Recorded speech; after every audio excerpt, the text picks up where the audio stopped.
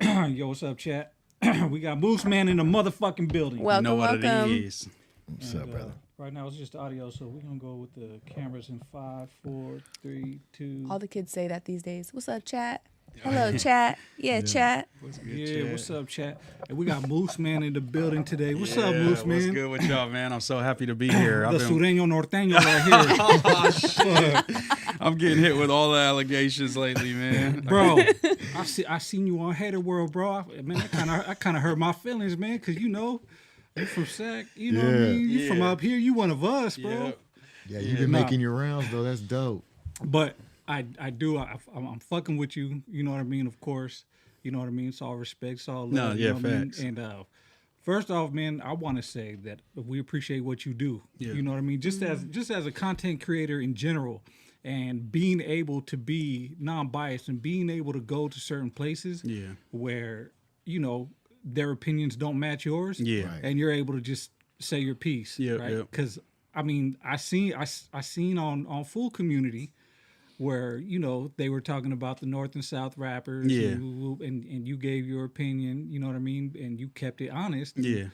you know, some of it they weren't feeling. Yeah, no, for sure. Yeah, and I'm not worried about that because whatever I say, I'll try to like come with like a little bit of sense of obviously respect. I'm not gonna jump out the window and say, oh, this fool's garbage, this fool's trash, or this fool like ain't hard or something. You know what I'm saying? Or call fool soft or be on no weird shit like that. Right. If I'm gonna critique you, I'm gonna pick out something specific because I actually listen to the music and I actually have a real opinion, and I'm not just trying to say it to get, you know, views. Like that's how I really feel. Just sometimes it's a contentious opinion, so people like want to debate it. You know what I'm saying? Yeah. And I think your ability to stand in the nuance bridges the gap between here and there. You know what I mean? Which I feel like is needed because there's so much tension. No, I feel that for sure. No, I think it's great. That. It's refreshing. It's refreshing to see.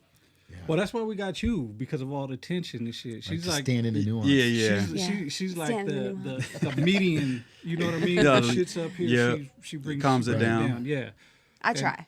And she does have good conversations. Thanks. So, For you know sure. what I mean, I be tuned in your pod. I watch your pod all the time, and I'm like, man, I can't wait to get up there. There's like hella times I'm like, I'm finna call in and I need to get my shit off real quick because y'all just, you know what I about like? a bunch of topics. You know what I'm saying? Yeah. You know what I like about what you do too is for real, like you're intelligent. So while you have all the craziness, all the cheese man, all that stuff, cracking on all the podcasts you be on, you're actually like smart. No, You know I what I'm appreciate saying? that for sure. I Chopping appreciate up with that. motherfuckers in a real way. Yeah, Chicano rap culture said he's D Cisneros' cousin, so he got a pass. Y'all should have had D Cisneros pull up tonight. No, I just was telling him I just got the D follow back, man. He was Hollywood on me for a minute. I was trying to tap in with him, but I had to get my numbers up. I understand and make a name real quick. Yeah. So, tell me about real quick. Like I seen your episode on Hater World and how you guys started and shit, man. So what's your experience been like? You know, doing all these podcasts and going to different places and shit. It just feels good. It's kind of like surreal because I watch all these people. I watch y'all. Like even sitting right here is kind of surreal. Like I've been watching y'all on the screen and listening to y'all talk in my headphones and shit. Yeah. And now I'm sitting right next to y'all, and that's just kind of how this whole thing has been. It's kind of like I'm kind of just trying to live in the moment, but it's still kind of like surreal. I'm sitting next to Adam 22, and I watched that fool for years, every video that he dropped, and then this fool's like, oh yeah, you're a good potter, you know what I'm saying, I want to fuck with you. It's just like it's kind of weird. It's still, you know what I'm saying, for sure. It like hasn't set in, but I'm just trying to, you know, be appreciative of the moment and try to do the best that I can on any podcast I go on. Yeah. Is this the avenue that you saw it going down? Because I know you mentioned being rapping prior, and I did listen to a couple of your songs. Okay, you were good at rapping. Thank you. Yeah, I had some success. Like I was like an underground rapper. But just, I don't know, just like my persona, I've always kind of been this way, like since I've been a kid, a little more square, a little more, you know what I'm saying, nerdier than other fools that like grew up in the hood and shit. And so just like the kind of the rapper, you gotta be a rapper kind of thing, where you gotta be super cool guy, like that was never really me. So I just didn't feel like that was going to be longevity as I got older. Like I just felt like I just want to be able to be myself and not have to convince people that I'm cool. I could just put my kind of brains and my opinions out there. Yeah. And I'm like, shit, people are fucking with my opinions more than my music. I'm gonna rock with my opinions, I think. And I think it's been a good bet. Good for you. I think people underestimate the power of authenticity. Yeah. Right. That's what I was you know gonna what say. I mean? Yeah. Yeah, I'm not as cool as Fats, man. I can't get that off. You feel me? Like I just naturally, I'm just not that type of dude. You know what I'm saying? Yeah. So, but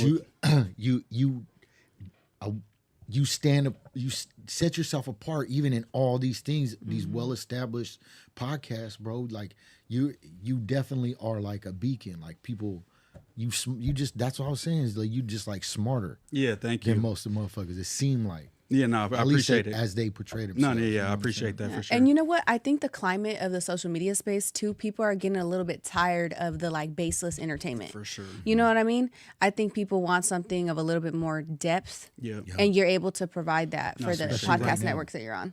Especially right now, like all this stuff is cyclical, right? So like you just go crazy, and then it just turns into the politics. It turns into more people using their brains. You know what I'm saying? No, facts. I think that's what it's we're like waves, into. ebbs and flows. Yeah. That's what we're leading into. Mike said, I thought bro was the Northern OGZ.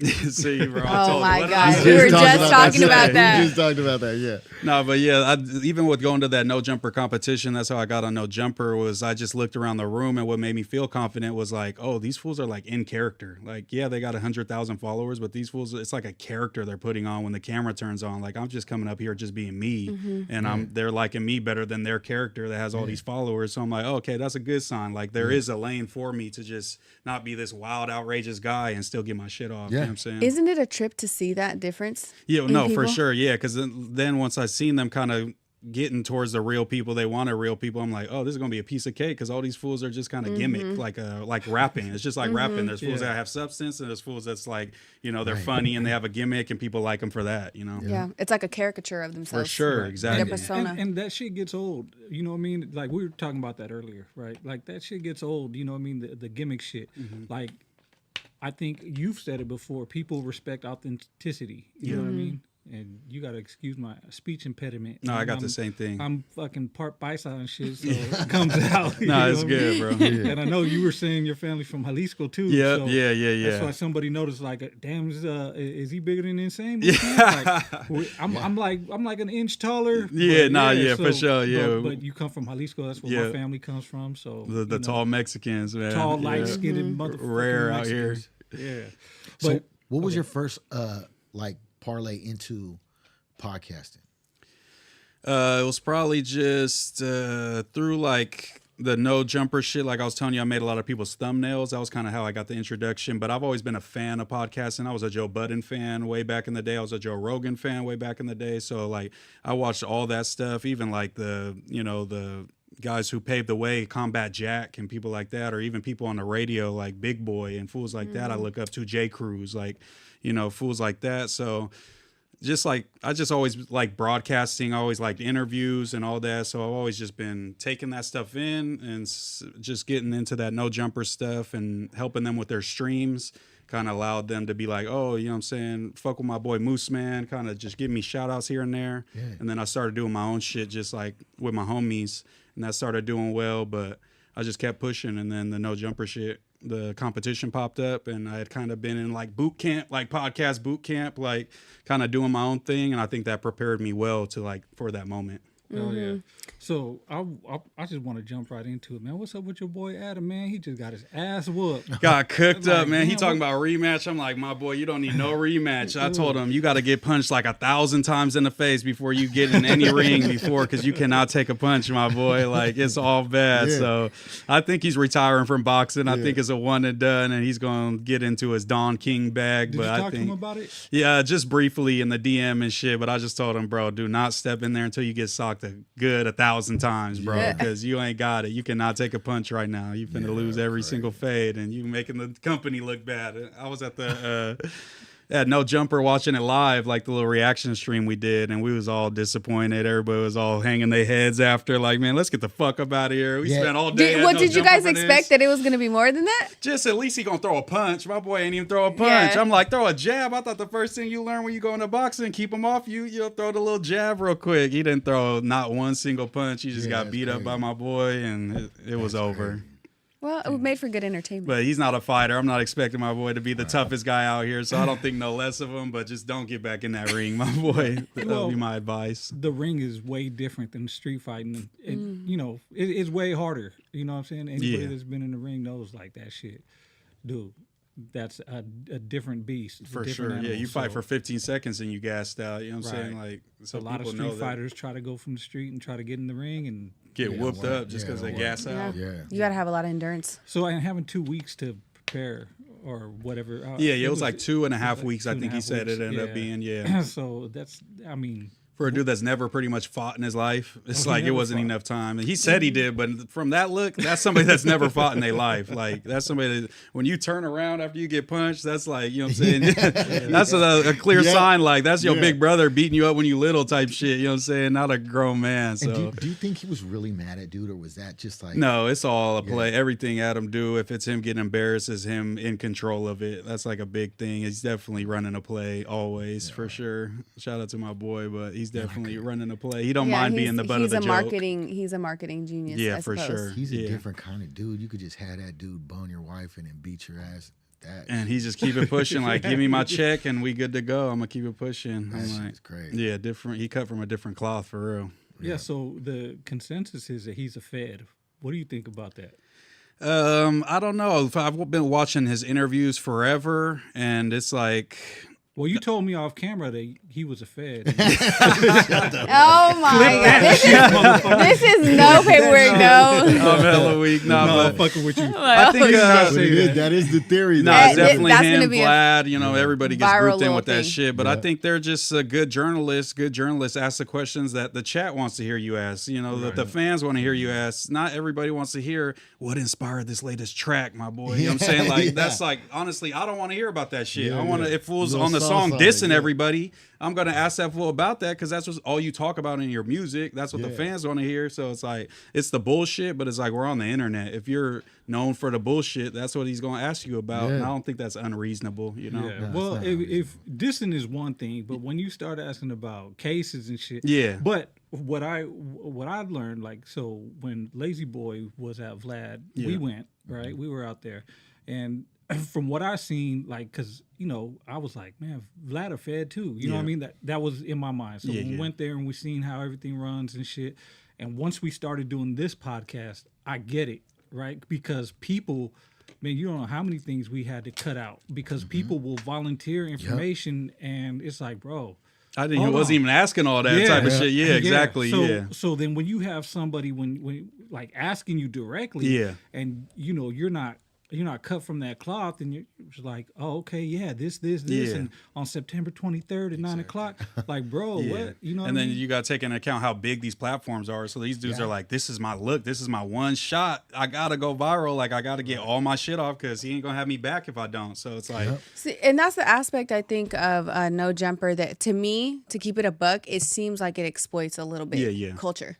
Yeah, you know what I mean? Or a perceived culture, and it amplifies I can see that. A stereotype that I don't think should be amplified.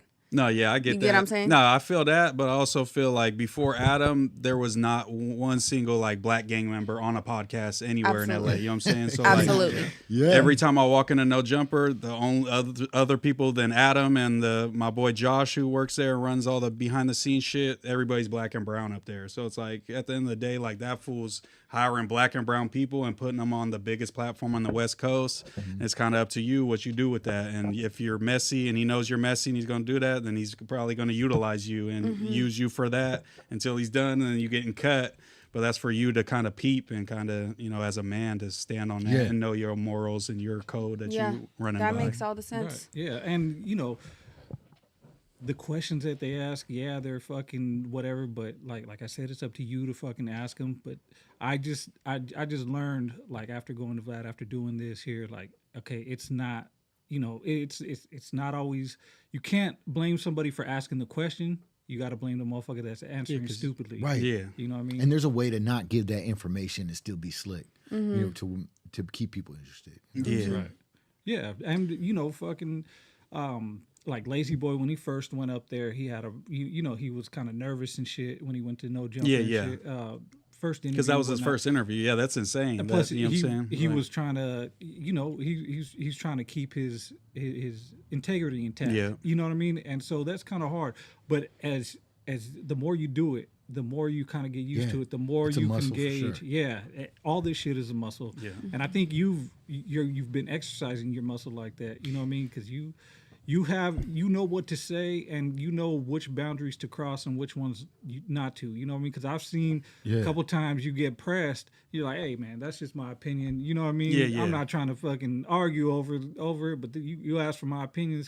You didn't say those words. No, I know what you're saying. Yeah, you know what I mean. You kind of. I'm not gonna jump up and try to punch on you because I feel a certain type of way. That's just how I feel. And like, if you want to argue it, I'm gonna have a couple points to back it up and all that. But yeah, because you really do the. You was gonna talk to Charlie Kirk, right? Yeah, it's like him? So he has Turning Point USA. That was like the biggest contributor to getting Trump elected. Pretty much, they raised over like $300 million. The only other person that donated that much was like Elon Musk. You know what I'm saying? So Charlie Kirk ran it up for the right wing. I could give him credit for that and what he built. He started when he was like 17, 18, and then started his like Turning Point stuff, and now it's the biggest political like donator in the country. Yeah.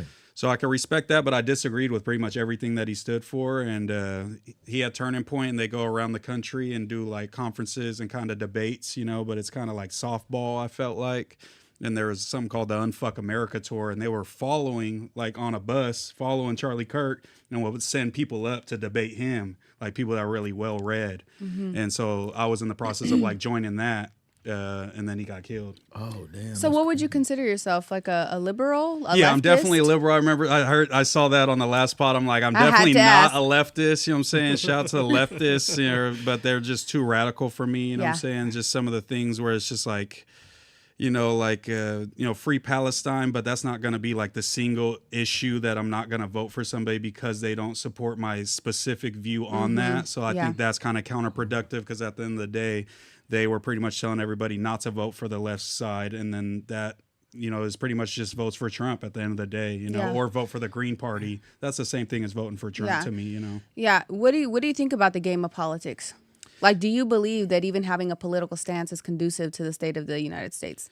I think so, just because I think just awareness, there's so much like propaganda and just straight up lies now that literally just flat out like the right side and, sometimes the left will just flat out lie. So I think it's important for me to have an opinion just so I could actually research this stuff and get to the bottom of it and be like, actually, that's not what's happening. This is more what's happening somewhere in the middle, usually, from what they're saying, this crazy headline, you know what I mean? So I think just making people aware, because most people are like us, you know what I'm saying? They're just normal people living their lives. They ain't got time to study this shit all day. So if I could just put it in a little 1-minute video and package it up for them to maybe so they don't believe that immigrants are ruining our country or something, then I'm going to push that. You know what I'm saying? Yeah, and especially a motherfucker on that kind of platform, on the platforms that you be on that look like you look. Yeah. Right? And so it's not just like a Mexican dude saying, hey, ICE is bad. Like, you could break down, this is what's happening. You know what I'm saying? Yeah, exactly. No, facts. Yeah, I like to be well-researched because when I was growing up, I ended up playing football at a school that was like mostly white in Elk Grove and shit, at Pleasant Grove. So I moved out of South Sac and went out there, and I kind of was around all these white boys, and they had their opinions. They was pretty strong, you know what I'm saying? Oh, black and Mexican people all on welfare, and they just sucking from the system, like all these kind of tropes. And I had feelings that obviously that's wrong, but I didn't know how to like express it. I didn't know what the statistics were. So that's when I kind of started getting into that, is debating my homies, my white homies. And that's kind of what formed me into what I am today, is just trying to be well-read. Because when someone says something ignorant, I want to be able to disagree with it, but with facts and logic and shit. Yeah, but I think facts and logic get lost. Right? Yeah. Because a lot of people, if you hit them with facts and logic and they don't have a rebuttal, fuck you. No, facts, And I think the issue with the state of politics today, too, is that a lot of the issues are like the effect of the cause, right? And so no one's really talking about the root problem in all of this. We're all arguing about the effect, right, of the aftermath of what the root was. And it keeps us, in my opinion, divided. No, I 100% agree with that. Like the way we're all fucking arguing with each other, and if you don't think like me, then you must be my enemy or on the opposite side, when it's like two things can be true at the same time. And I don't know how you feel about it, but I feel like I see people from both sides of the spectrum that technically, like when I sit back and analyze it, both sides want the same thing. They just want it in different ways. Yeah. Like the ways about going about it are so different. Yeah. You know what I mean? Yeah, no, I could definitely see that. What was like the original question? Sorry, I just kind of lost my train of thought. The original I question. think the very original question was if you were a liberal or Oh, a no, okay. leftist. But it was just more like the state of like now, Yeah. kind of. I think just, yeah, like you said, like I think there's a lot more commonalities between both sides than we'd like to admit, but just people are kind of just, this Trumpism has taken over like the Republican Party, and it's not Republican anymore. It's MAGA. It's like a new thing. So that's kind of radicalized. Yeah, it's super radicalized. And then they don't have a clear thing, right? yeah, because it's not like Christian nationalism. Not anymore. Changes. No.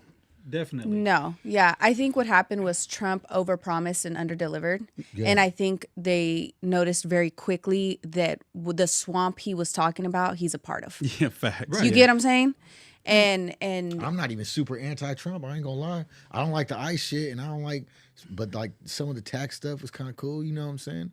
But and he's hella racist. yeah, you know in comparison to Kamala, I was Kamala, more that was for my Trump. thing. Was like I couldn't fuck with, bro. You know, she wrote me a letter, bro, when I was in prison. About what? So I was started to file my stuff to get out of to get off the felony murder rule and get out of the juvenile thing because I had life for murder, right? And then and her office sent me this fucking letter saying it is my job to keep people like you and people like you in prison. And I was like, oh damn. No, yeah, she definitely went hard on people who like committed murders and drug dealers. She went super hard. Not even on hard. them. She went overboard, right? Because she denied the release of people Right, that the were law wrongly convicted. Yeah, Right. yeah. So my thing was I didn't actually kill anybody. I was there because I wouldn't snitch and I was involved in a robbery. Yeah. Right. So when the law, and I was a kid, so when the law changed, I was trying to exercise. Okay. And she slid the shit like I'm trying to keep you in there forever. Yeah. Like I was like, damn, But but the as law. a- You just supposed to enforce the law. What Nah, are I you even feel tripping that. on? Yeah. But as a DA, she did have like a pretty impeccable track record. So she was known as like going super hard to try to keep her records. And I don't think that's, I don't condone that. But at the end of the day, she was going to fall more behind what Biden's policies were than just she's going to come up with those things from when she was younger, attorney general, district attorney. She's been the vice president at this time, and she's going to pretty much fall under Biden. And under Biden, I think he had a lot of good policies, and I think she was going to continue that, and she wasn't going to cause these tariffs that were going to fuck up our relations with the whole entire world's economy. And she wasn't going to, enforce ICE where they're in cities. She wasn't going to send the National Guard to cities that were liberal. She wasn't going to threaten to withhold, the funding for like SNAP and shit for, liberal states and shit. Like, I think Biden was the worst choice they could have had to run for president because anybody, right, the fucking bum down the street could have beat Trump that election. Right, because everybody was so anti-Trump that when Biden came, they were like, "Hold on, bring back Trump." Yeah, because the contrast, the contrast was too far fucking left. You know what I mean? Because you had over right, and then to compensate, he went too far left. He was not sharp. He had a bunch of people fucking in his ear. He wasn't running the country himself. Kamala wasn't doing shit. She wasn't saying nothing. That was the second mistake. And I think the Democrats handed Trump the election because if they would have just let it go to vote and pick who the best candidate was instead of just putting Biden in, like they shut down Bernie Sanders, right? They just fucking kicked Bernie Sanders to the left. I think that was probably the right thing to do. Bernie wasn't going to beat Trump. I don't think he's too radical. But my whole thing with all this is I think it was by design. I think it was purposeful. I think they played it exactly how they were supposed to play it. In terms of the populace, right? I think people prefer the enemy that's overt over the enemy that's covert. And I think that the Democrats did a really good job at, pandering to the emotions of minorities. We're going to promise you this, and you're going to get this, and you're going to get that, and we love immigrants, and we da-da-da. And we saw the state of the United States. We saw the fentanyl coming over. We saw the drug addicts. We saw the human trafficking. We saw the rates of women getting raped and children getting raped coming across the border. Oh, shit, I said that on live. Sorry. But I think that's why a lot of people went right. You know what I mean? Because we were seeing the state of the United States, but I think it was by design. I think they were so fucking relaxed on the left because they wanted us to be like, well, look, this is the enemy that we can see, and he's a fucking savage, and he's going to handle all this, that, and the other, and then we're going to put him in office, and then it's going to be like, well, no surprise when he does the most outlandish, crazy shit. You know what I mean? With this power. Yeah. It's like we bought into it. You get what I'm saying? No, because I think both sides benefit from the cartel game. I think they benefit from the human trafficking and the slave labor. I think they benefit from us being reliant on them and fighting amongst each other about who the real enemy is when the real enemy is them. 100%. Yeah, I could see that for sure. And I could agree with like Dems kind of handing over the election, but I think it was more just because we didn't have a strong candidate. It was going to be like Gavin or Pete Buttigieg or one of these people. All these people have a lot of issues and a lot of dirt on them that they were going to get dug up. And it wasn't good that they didn't have a vote, but technically the DNC doesn't have to hold a vote because it's not like an official government agency. It's just she was the incumbent party vice president, so they felt like this fool's not mentally fit. We got to have her step in, and she didn't have enough time to run a proper campaign, and the one that she did was pretty shitty and didn't connect or resonate with anyone. Who would you like to see as a president?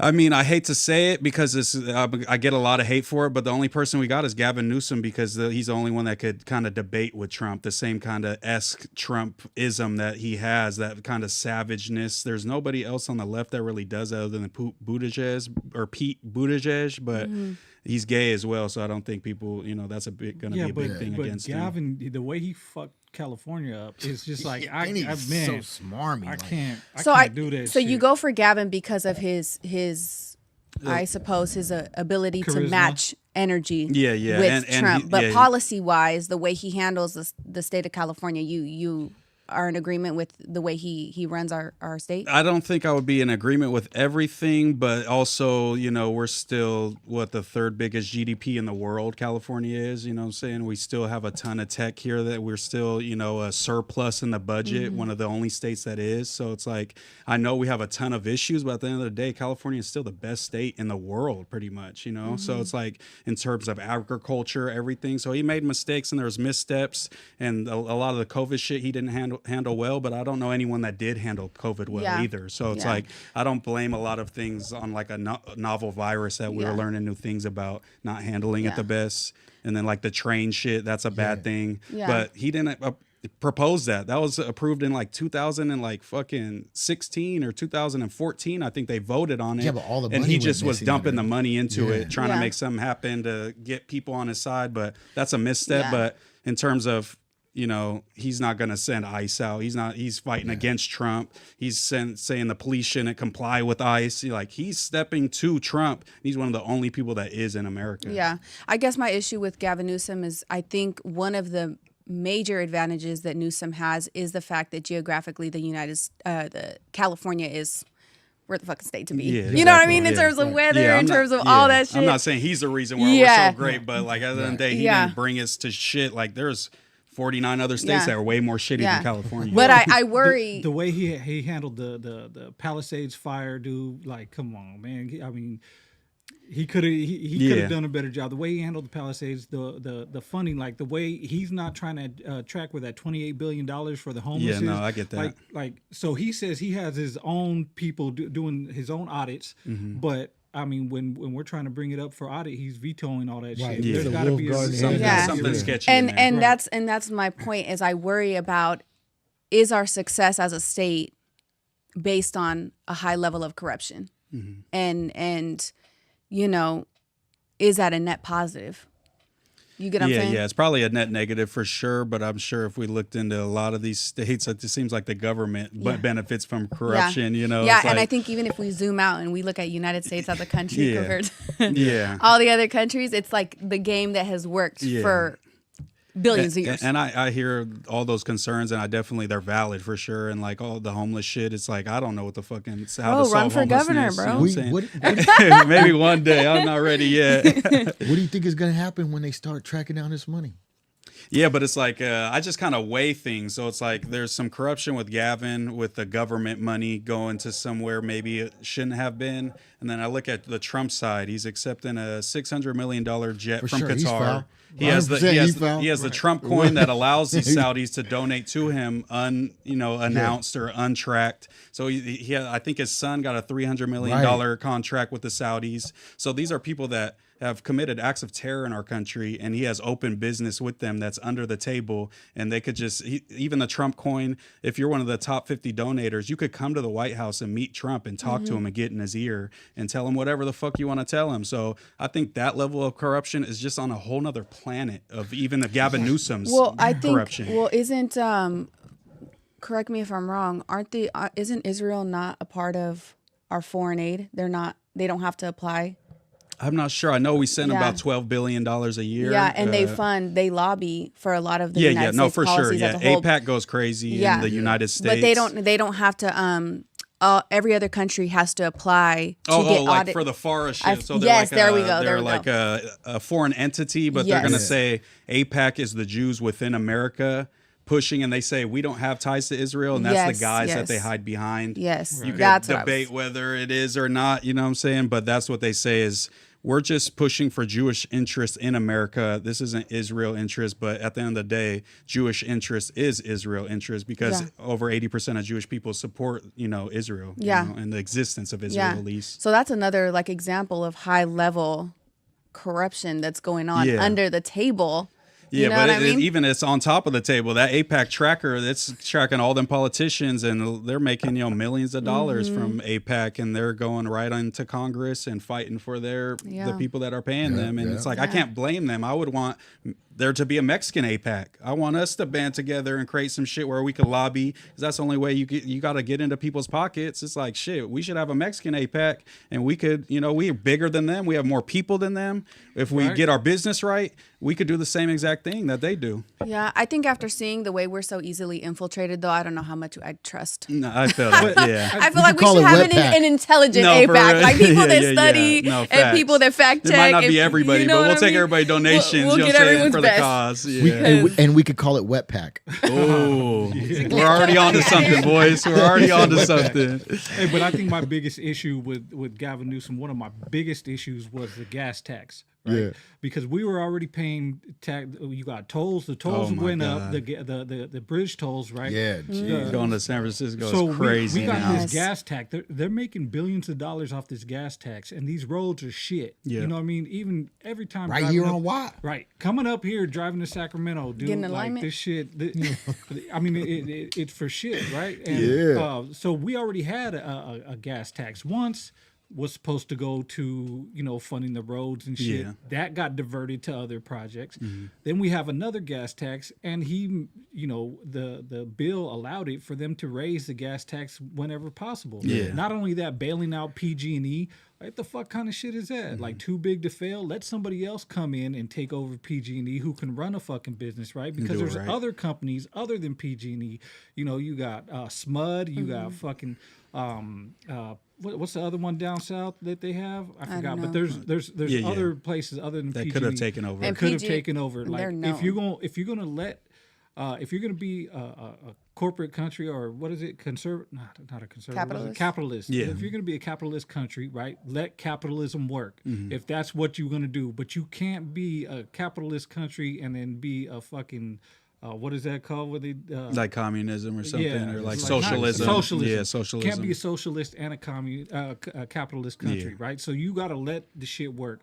So that whole shit with me, that's what fucking pissed me off, because we pay the highest gas taxes, and where's that money getting diverted to? Yeah, that's the main thing. Special projects and shit. Yeah. And the one thing that fucked up the Democrats for me, because I grew up Democrat. Yep. Most Mexicans grew up in a Democratic household, right? Yep. Like 99.9%, dude. If you're Catholic, if you're Mexican, you were a Democrat. But what fucked it up for me was they went hard left, pushing that fucking transgender agenda. Yeah. Now, I don't think...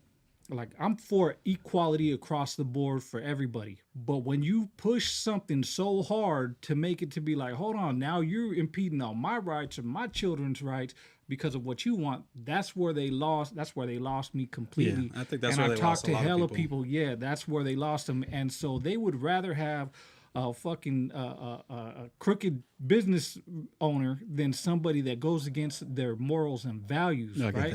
Especially the Republicans are supposed to be the party of value, right?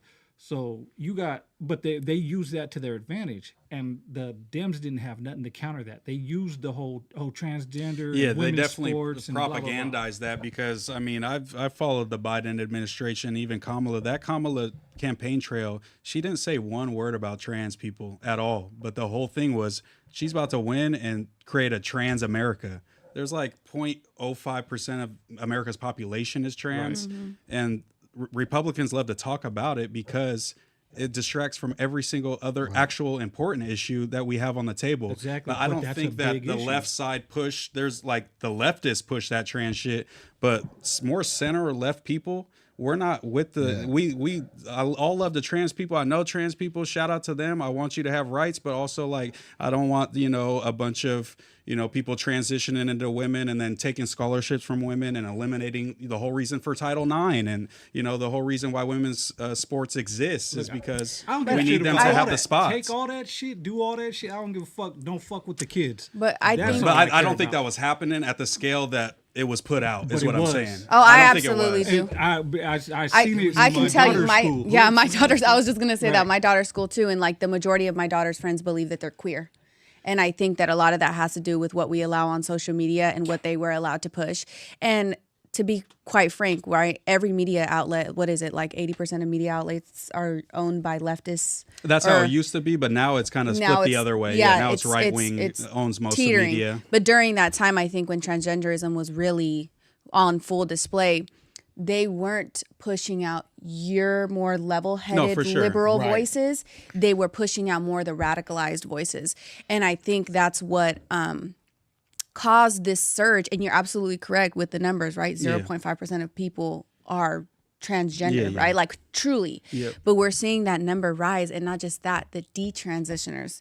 That the statistic on detransitioners sure. Yeah, is yeah. like crazy now. There's a And lot I- of suicide rates that are attached to that type of Yes, stuff and all that stuff. yes. It- And it's I think a definitely lot bad. of it was because of that social media push. And not even, they may not have been pushing it, but they weren't taking out the fire. You know what I'm saying? I think they were just trying to focus on things that they felt were more important, and they weren't trying to be like, oh, let's kind of denounce these people and take away and just start that whole conversation, because Yeah. that's what Republicans want, is to Yeah. muddy the waters as much as possible, so Yeah. we don't talk about immigration, so we don't talk about the economy, we don't talk about inflation. We're sitting here talking about trans kids when I think there's under 5,000 trans kids in America that are under 18 taking hormones, not getting their stuff cut off, but just taking medication, and that's not a big enough population of anything for me to care that much. That's all No, I'm absolutely, saying. Yeah. absolutely. But I'm trying to focus on more important But that's issues what to I'm me. saying. But that's what the big that was one of the main issues of why Trump got elected. No, right? yeah. So a lot even of my people, sister told me that. She was like, "Hey, I'm not fucking with that shit because of this." a And- lot of people try to make it a racial or a sexist thing because Kamala's she's not No, white. yeah, I don't think it was that. Kamala's a woman. But I think the United States is ready for a woman president. I think She just has to be charismatic and actually it's have gotta good be the right policies person, and all yeah. that shit. But you know what it showed, the transgender issue? It was indicative of how much the left wasn't paying attention to the populace in the I United can see States of that, yeah. America. Yeah. I could agree They with were that. too busy focused on what they wanted to push that they weren't actually listening to what our democratic republic wanted, No, yeah, right? yeah. And And- that's where they messed up. They kind of dug their own hole, because Yeah. if they would have put out the fire a little bit and listened to the populace and the serious concerns parents had, right? Because we're raising kids, we're seeing our kids, we're 100%. seeing all these I agree. friends that are like dressing all kinds of crazy and don't know if they're furry today. Yeah. Like this shit is real. No, I be yeah, I get tripping. that. No, I I be feel that. tripping. My daughter's 12 years old, and I be looking at all the little friends, and I just be like, oh my God. Nah, I get that. What is going on? Yeah, I think the Dems' biggest misstep was messaging. Like, Biden passed more legislation and things during his presidency than Trump's both presidencies combined, by far. But nobody knows that. When I talk to Yeah, people but- about the infrastructure bill, or him appointing the first black lady to Supreme Court, or all these things about getting us out of Afghanistan, nobody knows about that because they didn't do a good job messaging that. They kind of just, Yeah. like you said, let the social media narratives run what defined Democrats. But that behind the scenes, Biden wasn't this big trans advocate. when it came down to Yeah. it, policy-wise. He just Right. wasn't. Gavin Newsom is more of a trans advocate than Biden ever was, like 10 times See, over. and that's why I think it's by design. But and Biden, They're smart. But Biden set a precedence, right? Because he had the House and the Senate, Yeah. and he was able to pass these laws. He Yeah. was able to get them. He was able to get them through, and he did. He passed some laws that were benefited Trump on his second term. So when Trump ended up getting the House and the Senate, he was like, "Well, if Biden could do it, I can do that shit Yeah. too." And so that's what happens on both sides. They set a precedent to screw the other guy, but then when the other guy gets in office, he's like, Uno reverse card, bro. I'm flipping that Yeah. shit on you. Not only that, now it's 10 times worse.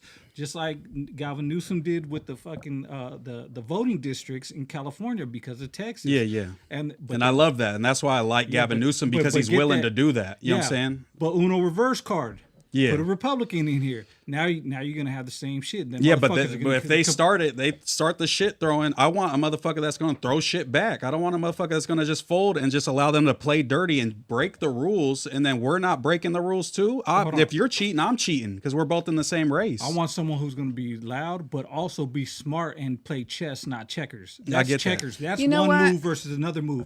If you're going to go and you're just going to counter a move that's going to end up hurting the people in the long run, that's not what I want. I want you to counter that move, but make that move beneficial for the people of your state that you're governing. Because if you can't do that, then what the fuck is your problem? But Like, I what think are you doing? I think in a way he played chess just because he made it temporary. So in 2028, he could redistrict them again and put them back where they were if it need be, and put that committee that was deciding before back in charge. So it's a temporary thing. But who says that who says there's going to be a Democrat That's in a lot of faith in 2028? the Well, that's politics. just what's written into law. That's all I'm saying. That's what I'm they're saying. So Uno reverse card, you got a Republican in there. Bam, Yeah, but a Republican will never win California. You know, it's just never. It won't. It hasn't happened in 50 years. You know, it's not going to happen now. Hey man, the way That kind of the Democrat- comfortability is. Right, I promise but- you. Hey, the midterms are coming up this year. Mark my nobody- words. I'll call it right now. Leftists or left-leaning people and left candidates are going to clean up in the midterms this year. Nobody thought Donald Trump would ICE take stuff. the Yeah, House. Yeah, the ICE the stuff first is time. ruining their ICE stuff. shit, bro. Over 40% of the country just got polled and said that ICE should be abolished. That's like an extreme position to have. They're Nobody watching thought the shit, Trump- not fucking with it. Nobody thought Trump was going to be the president the first time. All the Democrats thought it was a joke. They thought they had that in the bag. They thought they had Hillary Clinton in the bag, and she was going to do it, and she didn't even have to. She didn't have to debate. Facts. She didn't have Facts, to study. facts. And then this time, when by the time Trump's first his first term was over, they could have put a raccoon in the motherfucking White House, and it would have beat Trump, right? Because everything was so fucked up. COVID had just happened. Yep. He was blamed for all that shit. The policy sure. was fucked up. They could have put anybody they wanted in there, but they chose old ass, dumbass, retarded ass Biden. Yeah. Right? Like Biden couldn't even put two words together. Falling down, But sleeping and that's shit. to me, that's what Trump looks like now. But people don't give him the same shit. You know what I'm Yes, saying? you're It's right, like he's just as old as Biden was back then. Hey, right now. fuck electing these old motherfuckers, Yeah. man. Why the fuck they gotta be old? It's like it's a fucking it's mandatory. You gotta be 80 years old. geriatric. Yeah. right. You gotta be. There is shitting an on age- yourself. Well, and I age think 40, no, right, but 40, I 30, also 35, a lot. I 35, think a lot of 35. the reason why younger people don't get into politics, right, is because I think the majority of people can see the bullshit behind politics. Yeah, but You know what I was mean? talking about that cyclical thing earlier before we even went on here. Yeah. And in the 60s, it was the predominant thing in the zeitgeist to be politically conscious, right? And we're getting to that threshold right now, right? And I think now this cycle coming up is going to be a lot more conscious. Like you got dudes that look like this dude, right? That's young like this dude that's in their heads about everything that's happening. Yeah. You know what I'm saying? A lot of the stuff that we're seeing just on Instagram and on the other social media sites revolve around actual political figures. You know what I'm saying?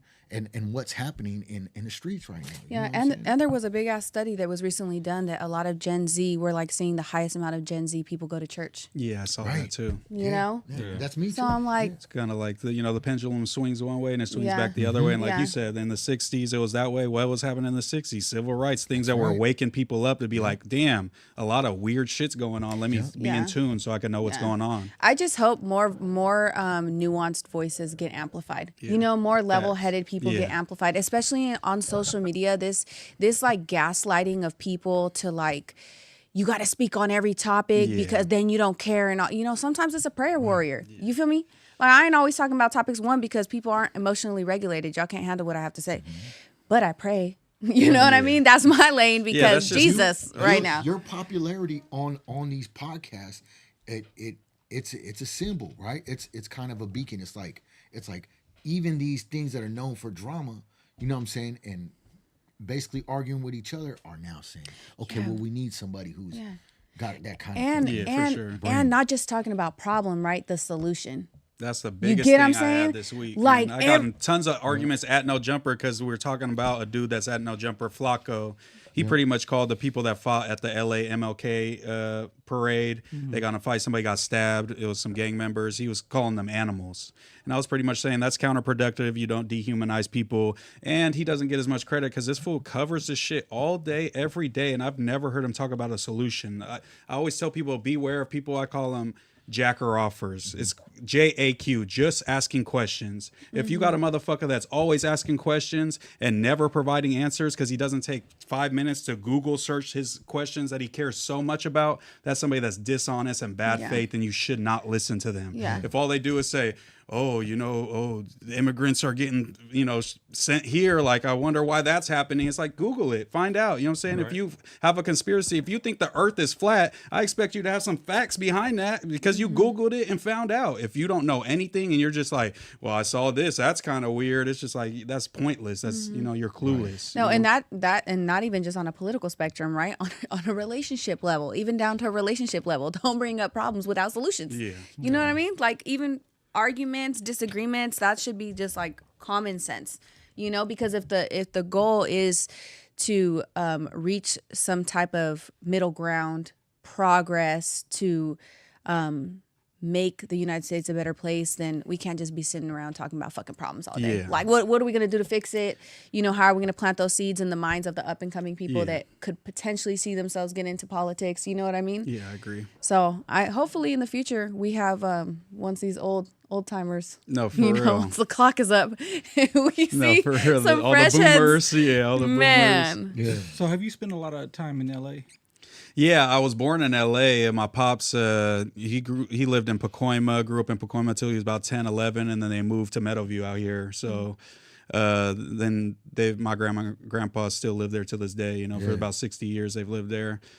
So I was born in LA, but moved out here, before I was 1. So I was a baby still, and I've lived in Sac my whole life, but I would go to LA for family reunions, you know what I'm saying? Go to Disneyland every once in a while, you know what I'm saying? A couple times. But this is the most where I'm like going to LA and I'm traveling to every different city in LA, pulling up on every podcast. This is like since August. I've been going out every single month, at least a couple times, once or twice a month for like a week at a time and doing Good pods. For you. So do you have a penciled in game plan of what because you've been so popular lately in the circuit? Do you have kind of like a game plan of how you're gonna? Sorry. No, you good. Help me. The shape of the hog. Going into each podcast? No, I mean, or just as a whole for Mooseman, right? Because you now like you got theoretically people from food community, No Jumper, our shit, right? Everybody's shit that you've been fucking with, right? Like what Mooseman, like you gotta like you something, right? Yeah. Now for sure, I definitely this is like. I've always believed in myself. Even from a little kid, I always felt like I was one of them chosen fools that I was going to be good no matter what. I sucked at school, you know what I'm saying? I was trying to get a scholarship playing football, but I didn't get good grades because I was just like, kind of like, I'm going to be good. Like, I know I got something. I don't know what it is yet, but like, there's something within me that I feel like. I feel that about myself. Exactly. No, it's real. You got to really hone that in because that's real. Not everybody has that like weird belief within them. And like this is kind of showing me like, oh, okay, now I'm finding that thing. Like I was always saying this to myself and this is that. So I'm just trying to move down there. And I think I don't have a super specific plan other than being on these pods weekly and trying to do the best that I can. But I just know once I'm in the mix, I'm going to be one of them dudes. That's just what I believe. Like so I got people from the radio, J Cruz tapped in with me and these are like legends. And I'm like, and they're like, bro, I see what you're doing your thing. And I'm like, okay, like I could be one of these big dogs out here. Like I believe that for sure. So what do you think about the black and brown relations out there?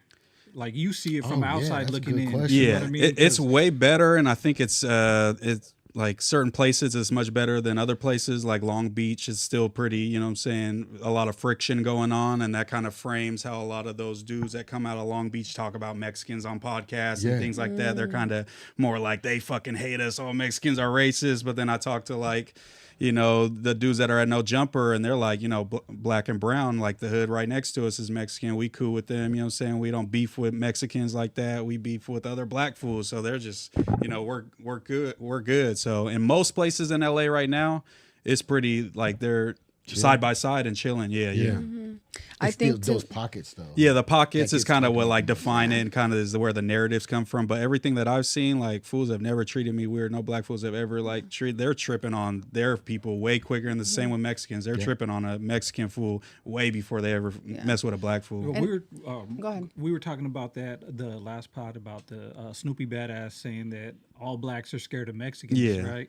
And so that to me, like, kind of.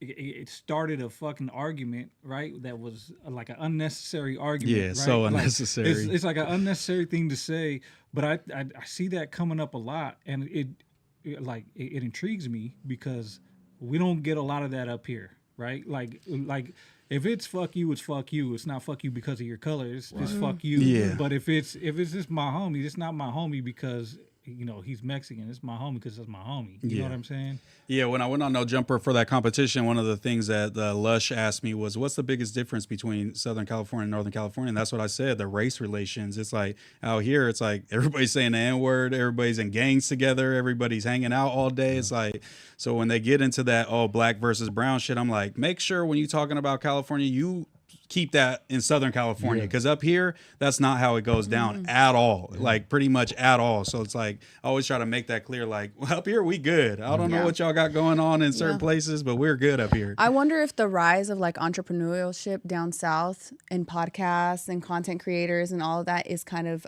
softening the waters when it comes to racial relations. I think so. You know? Some of them I do. Yeah, I think so too. No, for sure. Which I think is good. I think it's a net positive. no, they can 100%. Eliminating ignorance is always being able to see break it, down walls. Yeah, being able to see it and the ability for everybody to fuck with each other is, and not just start punching on each other. Is, Facts. Yeah, because it's always like that thing where you just have this idea in your head about how people are or someone is. Like I always got like when I'm meeting people for the first time, they're like, oh, by the way, you just walk around. I thought you were going to be this mean old fool. And then I'm just like smiling in their face and saying what's good and I'm cool. And then it's just like, once you get to know people, it just breaks down all those walls. And I think anyone can do that. You know what I'm saying? If they come with respect. Right. I think that's the ultimate, right, is respect first and foremost, right?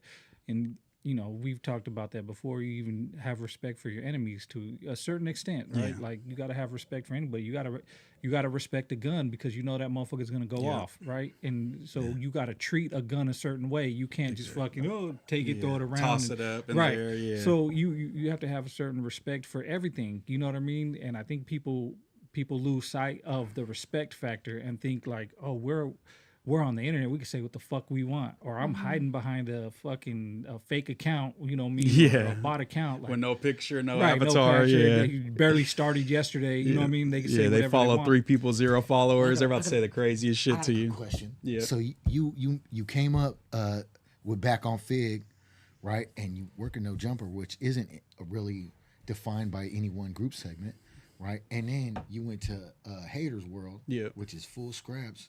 Right, so like, is it?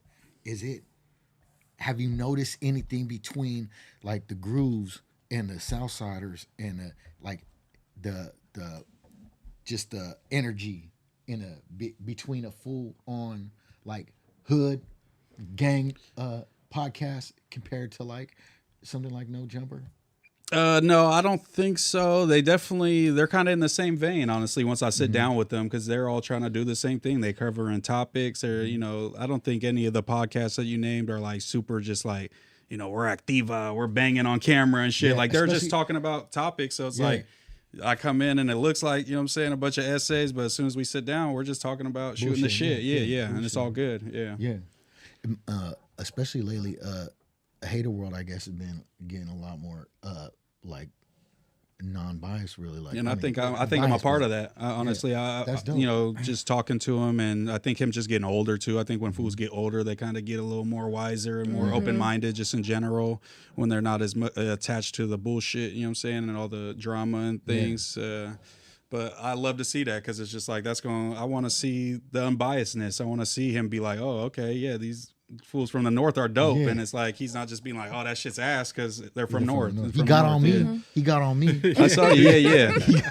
But I could agree that that's not your best song out, you know, as well. You know what I'm saying? So I felt like he was being honest, but he put 10s on it, maybe because you're from up north. But if it's dope to him, why you call me that fool? Was just fat. He just started the Ozempic shit. Nah, facts. Yeah, he got skinny and now he's calling everybody fat. Like, come on, Blue Devil. But I think to me, No Saba was a dope song, and he talked about no one slapping that shit. I'll slap that shit. You know what I mean? Real shit. With it. I still slap my Right. shit. I definitely think like Fats be barring up in every single song, but certain ones obviously have more of like a melodic feel to it, a more catchy feel to it, and that's what's gonna be more mainstream people just listening to. Yeah. Right.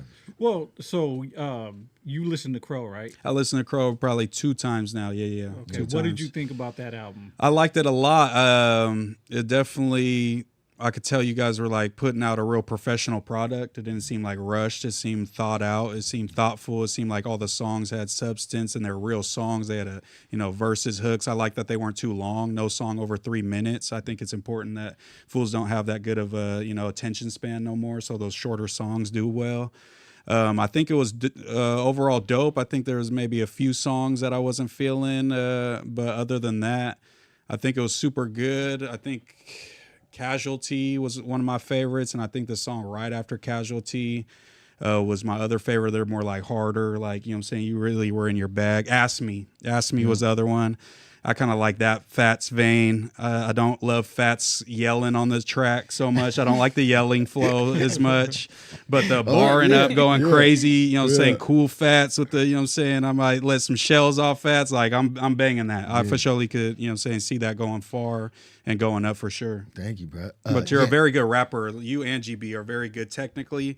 It's just certain songs, obviously, I like more than others. Yeah. The dude who kind of structured that whole album, really, except for content wise, was Vidal Garcia. Do you know who that is? I've heard the name. I feel like so he got platinum plaques. Like, he's from Vallejo. He's not affiliated at all, right? He's Solo, and he just wanted to put something together that was just who he felt was the like the best lyricist, you know what I'm saying, in Northern, like homeboys, you know what I'm saying?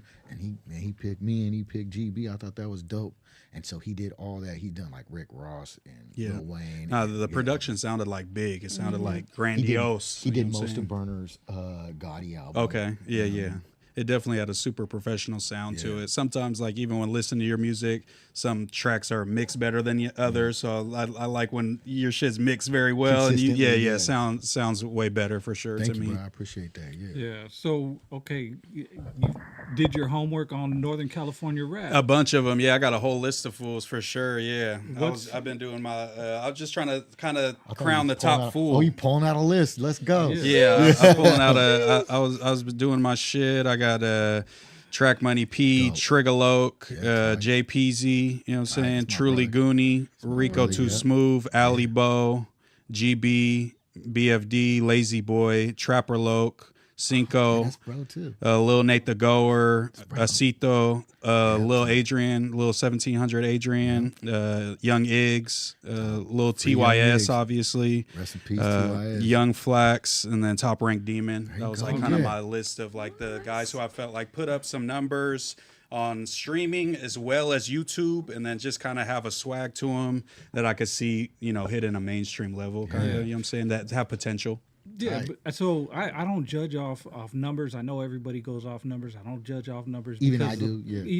The bots and there's payola, right? And the bots, the streaming bots, are the new payola. You know what I mean? No, facts. And that's how, like, I went to Priority. I've had discussions with the VP of marketing in Priority. I had discussions with the VP of marketing in Capitol Records, Wendy Goldstein. Sat down with them. This was before streaming.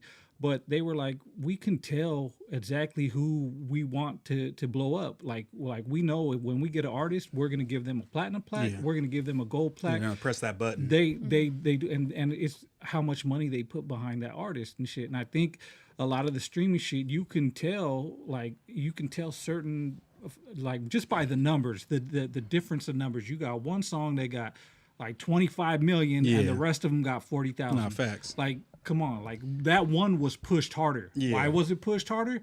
Because they had some bread behind it. They had some bread behind it, and you don't see it promote. You don't see billboards everywhere. You don't see commercials on TV and shit like that. So where's the bread going? To bots, to streaming bots. So that's where I say the game gets fucked up. I get that. And I've been in this game for years, right? That was my magazine up there. I owned a magazine. You know what I mean? I owned a record store, so I seen what people were actually buying. You know, CD wise. So I can see like. Not a lot of people were buying the mainstream shit. They were buying the underground shit. And we talked about that last time about how we're so fucking, the independent game kind of fucked us up in Northern California. Yeah, I heard y'all talking about that. That was a really good point, honestly. And I think, like you were saying, fools were getting offered and they were declining. And I think you just needed one of those dudes to accept it. And kind of be the sacrificial lamb if they were going to be in a fucked up deal to just, because as soon as you got that guy, he's going to bring the homies with him wherever he's going. And then they're getting that same type of shine from that same label. And then it becomes a culture of, oh, these dudes got a factory where they're putting these dudes out. Let's keep signing dudes from there. So remember Kosh? You're too young. Maybe you're too young to remember Kosh. But Kosh Entertainment, Records. they signed like Nelly. They bought Death Row catalog. They did Yin Yang Twins, all these popular cats. Yeah, like mainstream shit. Right, man. And Woody was on it. Yeah. Right, but then he died. You know what I'm saying? So like that, I think that was the end, really. Right, that kind of put a bad taste in their mouth. Like, damn, we signed a fool, he might end up dying, then he's not our artist or something. That was the thing back then, is where like they would sign artists would go to jail, waste all their money. So they put a bag in the artist, get their single popping, and then they go to jail. Right, so then that's where the decline of hip hop in mainstream was coming, because it was a lot of motherfuckers that were too tied into the streets. Yeah, you know what I mean? Because that still happened. Look at EBK J-Bo. You know, Right. he got a $2 million deal and went straight to prison. Dude. You know what I'm saying? Went straight to jail. That would make sense too, why they ended up, like, all these bigger name companies ended up going with the route of like the caricature of a gangster. No, I you get know what that, I yeah. mean? You want the Because draw it's like rules this of- person ain't gonna go to jail, 'cause they're but not they're really gonna doing they what got the they're look. saying, Yes, yeah. yes. Just want a bunch of That's jaw crazy. rules. Let's just do, because there's guaranteed money in that stuff. Right. But like I was saying, like, you know, everybody, the independent game is fucked up, because why you gonna give me crumbs when I can make bread? You know what I'm no, I saying? get like, that. I'm making bread, but you offering me crumbs. And I don't think people are really up to game on the music business, as far as like, you know, like Master P, for instance, right? The way he was able to blow up, him and JT the Bigger Figure got offered the exact same deals from Priority. Yeah. The difference is Master P sold half of his publishing to Priority. So because of that, Priority put the money behind it. Yeah, kinda So JT the Bigger Figure a said, bigger nah, budget. let me keep all my publishing. So that there was nothing invested Yeah. in JT, so they just let him basically distribute through them. Well, Master P was getting that push, right? So there's ways to wiggle around. I don't think a lot of artists in Northern California know the way that they know how to he wiggle. knows You know shit what I'm for sure, saying?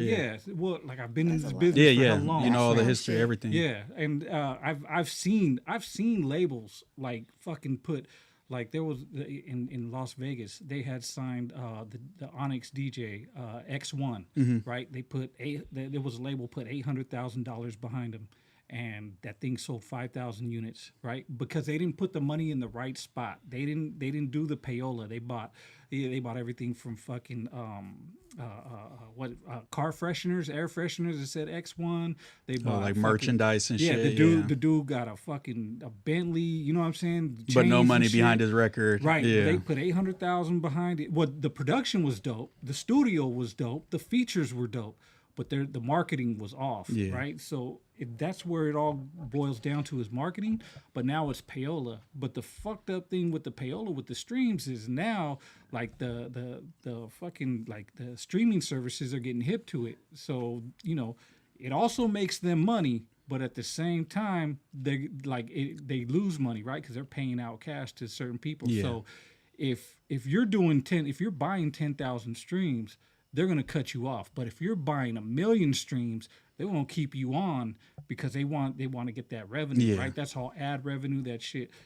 Plus, when you put money behind someone, like anything that goes viral gets popular, right? Doesn't matter if it's good or bad. The fucking Hatu girl, the fucking Island Boys, like the Island Boys, what all that shit was fucking trash. Yeah. But because Lefty. But because a lot of people were talking about them, because they got the views, because they were viral, everybody started fucking with them, right? So it was just like back in the day when you heard something on the radio 20, 30 times, even though it was garbage, eventually you start nodding your head to it, and eventually like, oh shit, they're coming to concert. Oh fuck, it's kind of programming people, right? And listen that's to the one thing. and that's why I don't like fucking with like people always say, well, who's like full community will be like, oh, who's number one streams? Oh, they got more streams, and but motherfucking BFD will out rap any one of them motherfuckers that got 1 million streams. Nah, yeah, I get that. I go for lyrical content. I go for substance. I go for good music. I don't go for the streams because the streams is manipulated heavily. No, I agree with that for sure. But I think I'm like kind of hip to music enough to be able to weed them out. Like I'm gonna go look at your Instagram, see what your engagement like. Just because you got 1,500 likes, why do you have 30 comments, and why do half of them seem like bots and shit? You know what I'm saying? So I'm looking at kind of everything because I agree. Like from a hip hop standpoint, you just want to look at fools who rap the best, make the best music. Right. But I'm looking at fools on who can cross over into mainstream culture, and that does take different, qualities and things than just, making good music, Well, the fucked up thing about that is to cross over to mainstream cultures, you got to crash out. You got to be a fucking idiot. Like real shit. That's what I was going to say. The climate of mainstream culture. You know what I mean? Name one artist who didn't crash out that's mainstream, who didn't have some crazy, like Kanye, like who didn't have Kanye moment. Who's I think like somebody like from down there that's Mexican, like a Peso. He's on a big level now, and I haven't seen him in like a kind of a bullshit situation. And he's on Kendrick album, love him or hate him, and he's having a back and forth with pretty much the best rapper in the world, and he's hanging in there with them. I know people have negative things to say about him, but I've seen that fool kind of be a little fool from rapping with Sway to still rapping his ass off, and he's getting love out there and shit. But I can't listen to Peso because he's not. I mean, I think he has some good songs. To me, it's not me. Like I don't like. No, I've only heard like 2 songs of his, right? Yeah. And like I try to be unbiased with it, but it's just not. It's not me. And Is it the style of rap? Is that why? just Because his I feel style. like It's kind of North like and South Edgar style. rap, kind of a little bit, that's what like I'm LA saying. Edgar rap. Right. So it's like more for the younger generation. But I can get hip with shit and kind of like maybe if it's not for me, I can still see the appreciation for all these different types of rap and kind of from the outsider's perspective, kind of thing. Right. So, and that's all I'm saying is like I'm looking for lyrical content, not fucking like streaming numbers. Because streaming numbers are important, but a lot of people. They Manipulate them, yeah. Right. And also to crash out. Like, I mean, come on, dude. Like, anybody knows Lefty can't rap for shit. Yeah. Like, for shit. He couldn't rap a bar to save his life. But I can't name another Mexican rapper that's as charismatic in interviews, as funny, as likable as just a caricature of something. You know what I'm saying? Like, he's going viral because he's having these moments on these podcasts. He's not famous for his music, but there's been people like that. There's 6ix9ine. 6ix9ine started off with music. He's a little more music, but he was known for antics. And it's just like, there's a lane for that, but I don't think Lefty's going to be our top rapper ever, but he might win a Grammy this year, which is insane, Which is crazy. Yeah. I think we're just not looking at quality over quantity anymore. You know what I mean? I feel like that's just not the culture anymore. Right now, it's all about the entertainment, the views, the numbers. Yeah. And that's just the name of the game. But you know who had it on lock? You know who could have been if he didn't quit rapping? Haiti Baby from Stockton. So the way he went viral was he on a podcast. It was the freestyle. His freestyle was his ad libs. Yeah. But if you know Haiti Baby's rap, that he motherfucker can rap his ass off. Yes. Yeah. But he did that to get his viral moment. Like that was a staged event, right? And motherfuckers was like, "Who's this? This motherfucker." Yeah, that went super viral. Yeah. Yeah, and then but recently he said he retired from rap. Retired from rap. Yeah, but that from Stockton, like. Man, for him being from Stockton and getting the national recognition, like he's one of them dudes. And I know he's not Latino, but I'm just saying. No, like, I get what you're saying. That was his formula, right? Like he lightweight have your vial out. crash out, like kind of whatever he did moment. Something hella stupid, weird, But then once people started listening to his music, they were like, okay, this motherfucker could actually rap. You know what I mean? But you won't get that from the North. You get a little bit of it, right? Like, especially recently with Demon. You know what I'm saying? Yeah, he's been on but that he's for been sure. trolling, He but knows it's how to play different. the game. Yeah. It's different though, right? It's a different kind of trolling. He's not crashing out, and he's actually living what he's talking about. TYS was doing it too, and he's barred up too. Yeah, TYS is barred up. Yeah, He was going down to LA. Remember, he did other shit. Yeah. Like that. Yeah. yeah. You don't Only think that one of TYS. these dudes that does put up good numbers and like has a wave already can't take that momentum and like that kind of leverage and take it to a major label and get a better deal and actually have a cool deal? Like I saw somebody like a Mac Miller was signed to a more kind of independent-ish label for I think 10 years. He got off of there and he was already an established artist and he went to Warner Brothers and they gave him like $10 million because he already had his shit together. Yeah, and you can, right? But here's the thing, you got to be able to negotiate. So there's not a lot of entertainment attorneys in Northern California. Yeah, right? and that's what I've been trying to make it clear is that infrastructure is just not here. And they're like, oh, fool, you just need the internet. That's kind of what I get hit with is like, you just need the internet. It doesn't matter where you are. But I'm like, bro, I'm at this podcast. When I leave here, I could drive 5 minutes and go to another podcast. Right. There's a studio right there. There's a label down the street. If Empire don't want you in Northern California, where else is you going to go? Right. If you want to get signed to a label. Right. Yeah, no, and that's facts. And that's the problem is the entertainment business is not focused up here. Right. It's Hold on, real quick. Yeah. Bus just hit me right now. He just texted me. What did he say? I think he wanted to come up here and chop it up with you for real. Right? Yeah. But he said, Mooseman, full community did a top 25 Hispanic rappers list. Yeah, top 50. Yeah, not viral internet characters. What's your opinion on a lot of Hispanic platforms prioritizing characters as being top artists when the steam and motion of that majority of them get is by being internet characters and trolls? Not to take away from people blowing up off of internet shenanigans, but I personally feel like it's weak as fuck to rank them as top rappers when. So he's basically saying like, if you take that, you have to take that virality in order to consider like the actual talent. I agree with that. If you're gonna make a rapper list, but I think like the top 5 included like Jeezy, real artist, Mexican OT, real artist, Snow the Product, real artist. Yeah. All these people do at least like 10 million monthly listeners, right. So they're doing it up. But there are the lefties, the P faces, the people that's like, bro, these dudes can't even rap. Like, what are we talking about here? Right. Like, there's fools that are, doing more numbers than these fools and out rapping them and everything. How I feel about it is, and I told you this too, is you have to incorporate that stuff, right? Like because it is the overall, it's their effect on the culture, right, is important. And so that you have to take into account all the stupid stuff if they do the stupid stuff. Yeah. It's just the overall value of the individual. Yeah, be it definitely. through this, be it through that, a clothing line, right, a movie they did, right, something sentimental that happened in their life that the overall conscious of the community could they affected with, right? It's all just pieces of the pizza. You know what I'm saying? You got to eat the whole bitch in order to be able to take that in. Yeah. So that means numbers. That means the bullshit. That means all the positive stuff, all the negative stuff they did. This is what, right? And that's what I'm trying to do is just take everything into account because, like you said, everything matters. On this internet game, everything matters. You could be the best rapper ever. Look at my cousin D, one of the best rappers.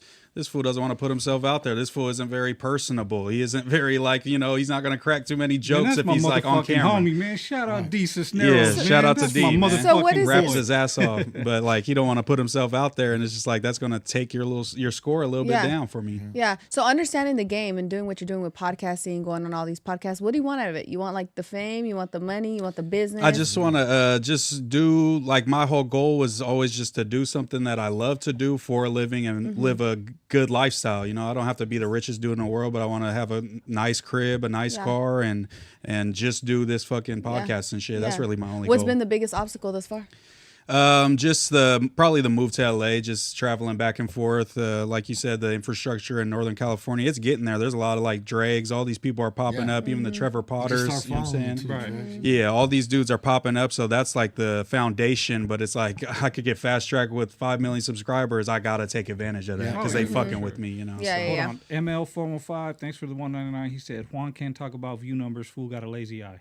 They all be rocking shades. I think they might all have a lazy eye. I'll be honest, but I be trying to tell them fools just like they're in that kind of like food community. Like food communities almost created a bubble that like the lefties live within, the pesos live within, the Suedes, all these people. So it's like I'd be trying to tell them, you guys gotta look outside the bubble every once in a while because people are like, oh, these fools are biased as fuck. Like if you're not posted on there, they're not gonna cover you. Though, every platform does that.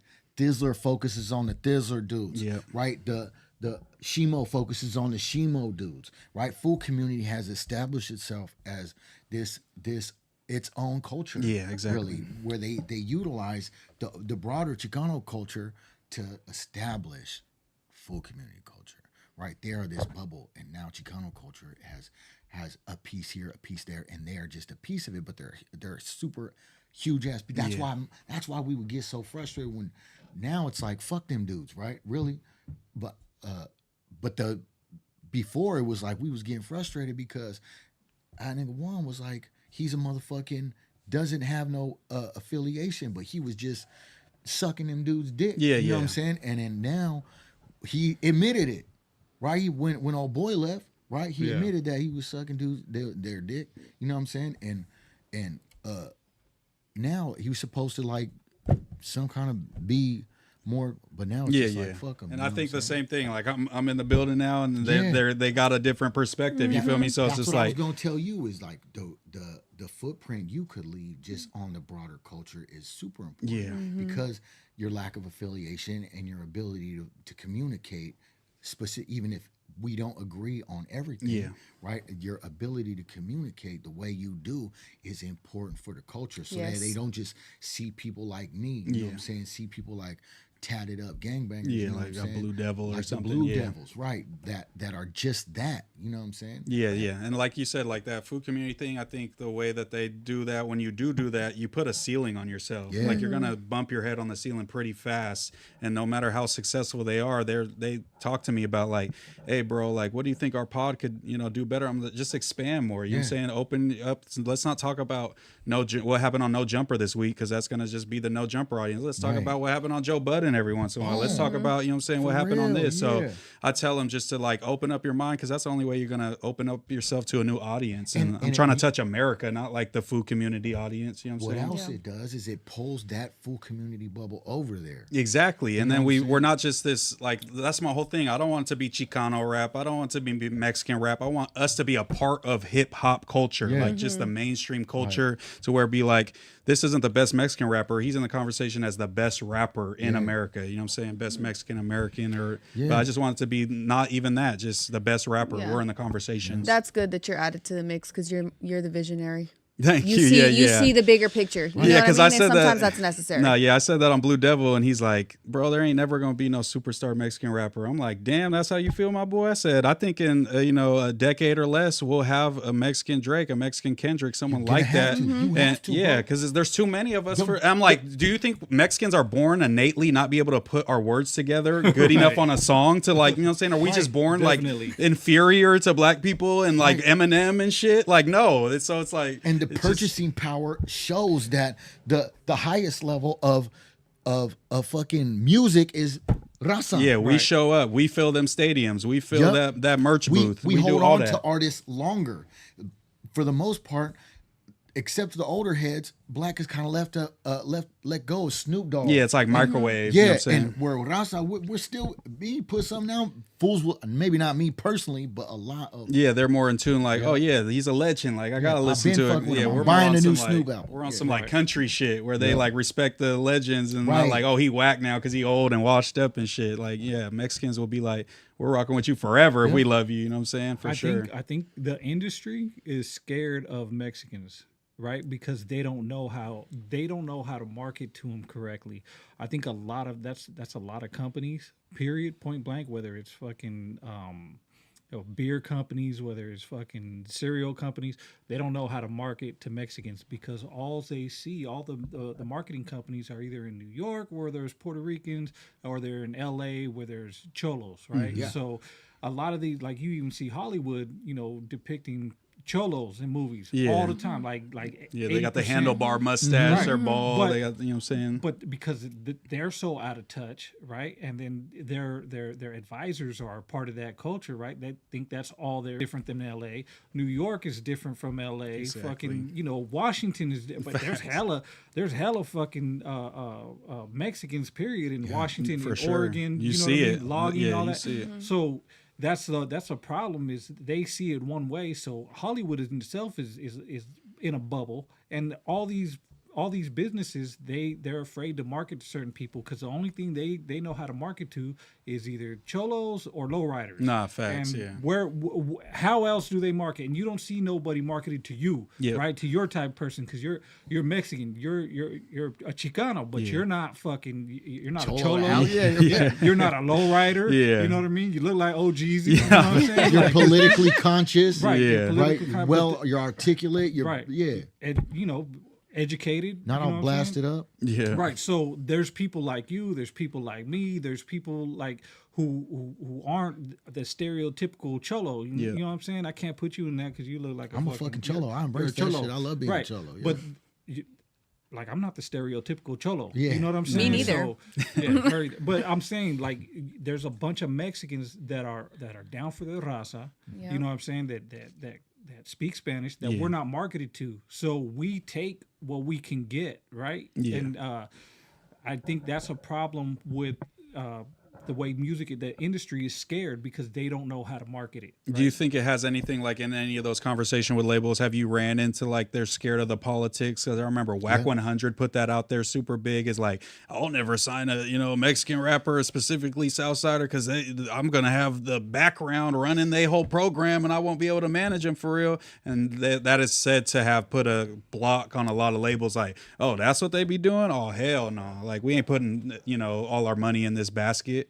I didn't see that. Right? It was like a couple years ago, maybe a few years ago. No, yeah. I seen that part, but I say you're saying Yeah, that I seen yeah. Like shit that never in came the up. label. Like, oh, the affiliation. Like, are their homies gonna be calling the label and like trying to extort us and blah blah blah? Like, that's kind of the narrative that's put out there. No, it was more of the look and the style, right? Like it wasn't so much of that because I don't think like a lot of those labels, Priority, all of them, all the big Warner Brothers, everyone, they're run by Jews. Yeah, so right? they're not even in tune with that type of thing. No, like when I went in there to Priority, like fucking, I walked in there. I expect to see because that was a time No Limit was cracking, Snoop was cracking. So it's gonna be like black A&Rs. I and thought shit. I was gonna be fucking thugged out, smoking weed in there. I walked in there, they're playing country music. Right? It's a bunch of cavachos just over there just playing country music and shit. I'm like, the fuck is this, right? And there was one Mexican receptionist. It was a lady. I think her name was Lupe, and she's the one that actually got me in. She was like, "Oh, if they ask," she told me in Spanish. She said, "If they ask you, just say And she gave me a name, right? Because she actually walked me through the door. So I was like, "Oh, okay." And so over there, they go off of what's trending. Yeah. You know what I'm saying? Like it's more of a trendy thing. It's Yeah, because you got to be big to get their ear. You know what I'm saying? not even Yeah, fans, to get on their radar. No, I feel that for sure. Hold on. So ML415, thanks for the $4.99. He said Big Tone's old albums will slap any SS music to this day. Big Tone, Straight G, Counting featuring Mr. Key. I'll be good like a gangster. Yeah. Oh, like a gangster's supposed to. But yeah. So Big Tone is definitely he's one of our top artists. You know what I mean? And he's one of them ones that gets their money and shit. He's more established. He was there during the whole Woody era days and shit. But again, I think the labels are scared, but they're mostly focusing on what's popping. And if they can, but nowadays, that was going to be my point. Nowadays there's no A&Rs, there's no artist development, right? You have to come developed already. So if you're developed, like look at fucking Catch Me Outside girl, right? She was rapping and shit, right? But they went off her little fucking image and shit. Yeah, her like what she went on Dr. Phil with Yeah. and shit. Yeah, Her crash out, her Catch Me Outside shit. That was the fucking the catalyst to her fucking music, her shit. persona and everything. And her music did make numbers. Yeah, she did. But it didn't last, right? Because nobody wants to see that shit. And then I started seeing like Jenny 6ix9ine. It just started popping again, huh? When she started funking with Yeah, for sure. Like Jenny 6ix9ine's album. Yeah. Like her first song, her first single, that was garbage. Yeah. That was hot trash. So right? Last 69, Oh my that shit. gosh. Oh, That hold was on. That was fucking- kind of a banger. I'm not gonna lie. No, I'm just kidding. It sounded bad. No, it but definitely got stuck in my head though. Because it was so bad, it went viral and people were making fun of it. And I can appreciate that too. I can appreciate that skill of being able to produce something like that right. and to go viral. It gave people like a sense of, oh shit, she can crack. Now we can all just do this garbage music and crack. You know what I mean? But at the same time, then broke down barriers. Yeah, but then she ended up Trailblazer. developing as an artist, and she got better. Yeah. right? As opposed to like Lefty, who fucking hasn't got better. Yeah, somehow kind of got worse, honestly, Right, from yeah. when he came out. Right. So there is that. You know what I mean? But a lot of the times in one and dones, they're one and done. Yeah. You know what I mean? But then everybody's still trying to be that one and done. Everybody wants to be that fucking Need that moment. the Island Boys and shit. Because Island Boys, dude, I seen them at a concert and they were performing that Island Boys song like, Yeah, that's and they crazy. got booed, right? Yeah, But yeah. somebody paid them like fucking $20,000 to perform their fucking Island Boys song that went viral.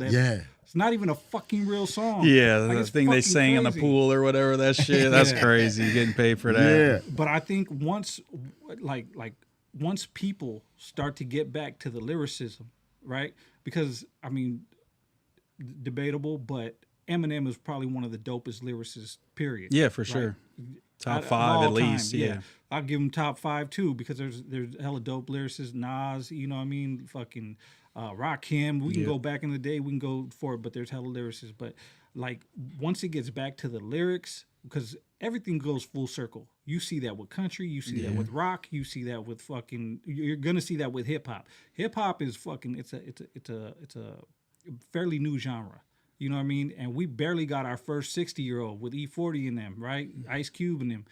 But once it goes back, 60? yeah, E40 I think is almost 60. I don't know if he's 60 or almost 60. That's crazy. But so once it gets back to the lyrics and shit, I think that's when you're gonna start seeing a lot more Chicanos, Mexicans who are lyrical, right? Because like Louis Loke is one of the dopest lyricists, right? You're one of the dopest lyricists. Shadow, oh my gosh, Shadow is one of the dopest lyricists, right? So you're gonna start seeing them motherfuckers rise more. You know what I mean? And there's a lot of more dope lyricists out here who pay attention to their bars, who pay attention to their. Who would you say is the dopest Southsider lyrically? Lyrically, I think they got like a King Lil G. I think he's up there. That fool be gassing up, and he be kind of on his like New York rapper kind of swag, kind of Griselda, a little bit vibes with some of his music. Lyrically. Didn't he get deported? Yeah, I think he did. They got like what's that fool's name? Conejo. That fool's lyrical as hell. They got fuck. I'd have to go through. I was doing my northern research. I'd have to do my southern research real quick. Yeah. But I think they got some fools up there. I think that's just, I don't know. I wouldn't say any of them are super lyrical. I think Peso raps good, but I know he gets hated on a lot. But I think some of them just have that factor that seems like it's touching a lot of people, that they have some black people listening to them, white people listening to them. And that's what I want to see, is just getting out of that niche kind of Chicano fan base. Yeah, we got it too. Acito's like that. Right. You know, he was on Stalin's shit. Yeah, we need more of that. Like, we need more crossovers. We need you know what I'm saying, both sides to step out of their comfort zone, stop just, you know, staying in your city and just dropping the songs and just trying to be the guy in your city. You need to be the guy of America. Like, that's what we need. We need a guy that has those aspirations. Hell yeah. And a lot of these fools are like, as long as I get my bins and, you know, I'm making money every month, that's great. I love that for you. But you're never going to be talked about in the mainstream conversation of hip hop, and that's what my goal is. You want them to aim higher. Yeah, I just want to see us cross over into that. like that. Yeah, GB. Yeah, GB is But like you that. know, who has one song that I think crossover, who nobody hardly talks about or who's heard about, is Trax. Trax got that song, one song where he's That talking boy about just being made, drunk. yeah. Where he's talking about being that video. Like you probably haven't heard it. Yeah, I've heard it. Oh, you heard it? It's not my favorite one from him. I'm not gonna lie. The beats that Trax hops on is not my favorite. I'm not gonna lie. I think he could pick better beats to me personally. It sounds like his homie's making the beats sometimes. You know what I'm saying? Like his homie. His homie. That's all I'm saying. And all respect. You know what I'm saying? But because he raps very well, and like I could tell they could get in a different bag. I just think the beats could be showcase that a little bit better sometimes. Yeah, well, maybe we need to hook him up with Adele. Is that the one where the video where he's like where he's drunk? Where he's drunk and he's on the walking bridge. old sad? Yeah. I like the creativeness. Yeah, I like the the lyricism. cool. It's just sometimes I think the beats don't convey that as well. I think he's getting more comfortable now to where he could do what he wants to do. Yeah. Mm-hmm. So I'm gonna go down the rabbit hole of peso, and I'm gonna try to give it an unbiased listen. Yeah. Right. I'm gonna try to listen to a couple of motherfuckers and see what it is, but my whole thing is I'm trying to compare and contrast to see, who lyrically, what I mean? Who was on top? You're probably not going to find too many people that lyrically. I think just one of the things is just Northern rappers just speak English better as well. So they're going to put the words together a little bit better to me lyrically. You know what I'm saying? A lot of those fools are more like Paisa out a little bit. They got accents like Suede and shit. He had the super, Paisa accent rapping and shit. I heard a Suede song and I wasn't. I love Suede. I'm not going to lie. Gosh. Suede. And then he got songs with Lil Pete. So he made it up here. You know what I'm saying? And shit like that. So he's like the Mexican Kodak to me. That's what I always said. Okay. Like Kodak. He has that Kodak flow. Honestly, I just got turned on to Lil Pete too recently. Lil Pete's like one of my favorite Bay Area rappers, like post the 40 and all them, and like the Mob Figures era kind of. I tripped out on what happened after Sway got blasted. Right, like if it was us, if it was Northerners, we would be like, man, that fool's trash. Like he's not good no more. Yeah, right, because he just got blasted by his own people in the pen. Like that's a stamp. right? But I'm surprised and knowing, like having done so much time with Southerners, I'm surprised that the continued embrace of Suede. You know what I'm saying? I'm really surprised about that. Well, a lot of the game's watered down. A lot of it. Even like with GB, I think he raps super good, and I think his biggest strength is like the storytelling rap. He kind of reminds me of like the Mexican Nipsey almost. You know what I'm saying? But like sometimes on the songs where he wasn't storytelling, I didn't feel it as much. You know what I'm saying? I think that was his weakness, where he could step it up with just like he puts words together very well, but like is it like the most memorable bars? You know what I'm saying? I think like you have more of a strength with like you saying some shit that's a little like might be funny here, you know what I'm saying? Or like, you know what I'm saying? Just the words that you're using are unique sometimes. The base of vocabulary that you're pulling from is a little more unique than GB, I think sometimes. But I think when it comes to the storytelling, there's, it's second to none. But I think when he's not storytelling, sometimes it's just kind of generic bars to me a little bit. All right. So let me ask you this. What do you think of the future of Chicano rap is, like in the next 5 years? What do you think? Where do you think the direction's going? It's kind of hard because we have all these people that are kind of in different lanes, and I kind of want to just push all of them. I kind of don't want to see us go down one path. I want everyone to kind of do their own thing. The Texas's rappers, like the D Babies, the Mexican OTs, to do that. And then, you know what I'm saying, the Fats to have the shit from Northern California, and then fools from down south doing their thing, because I want us to take over.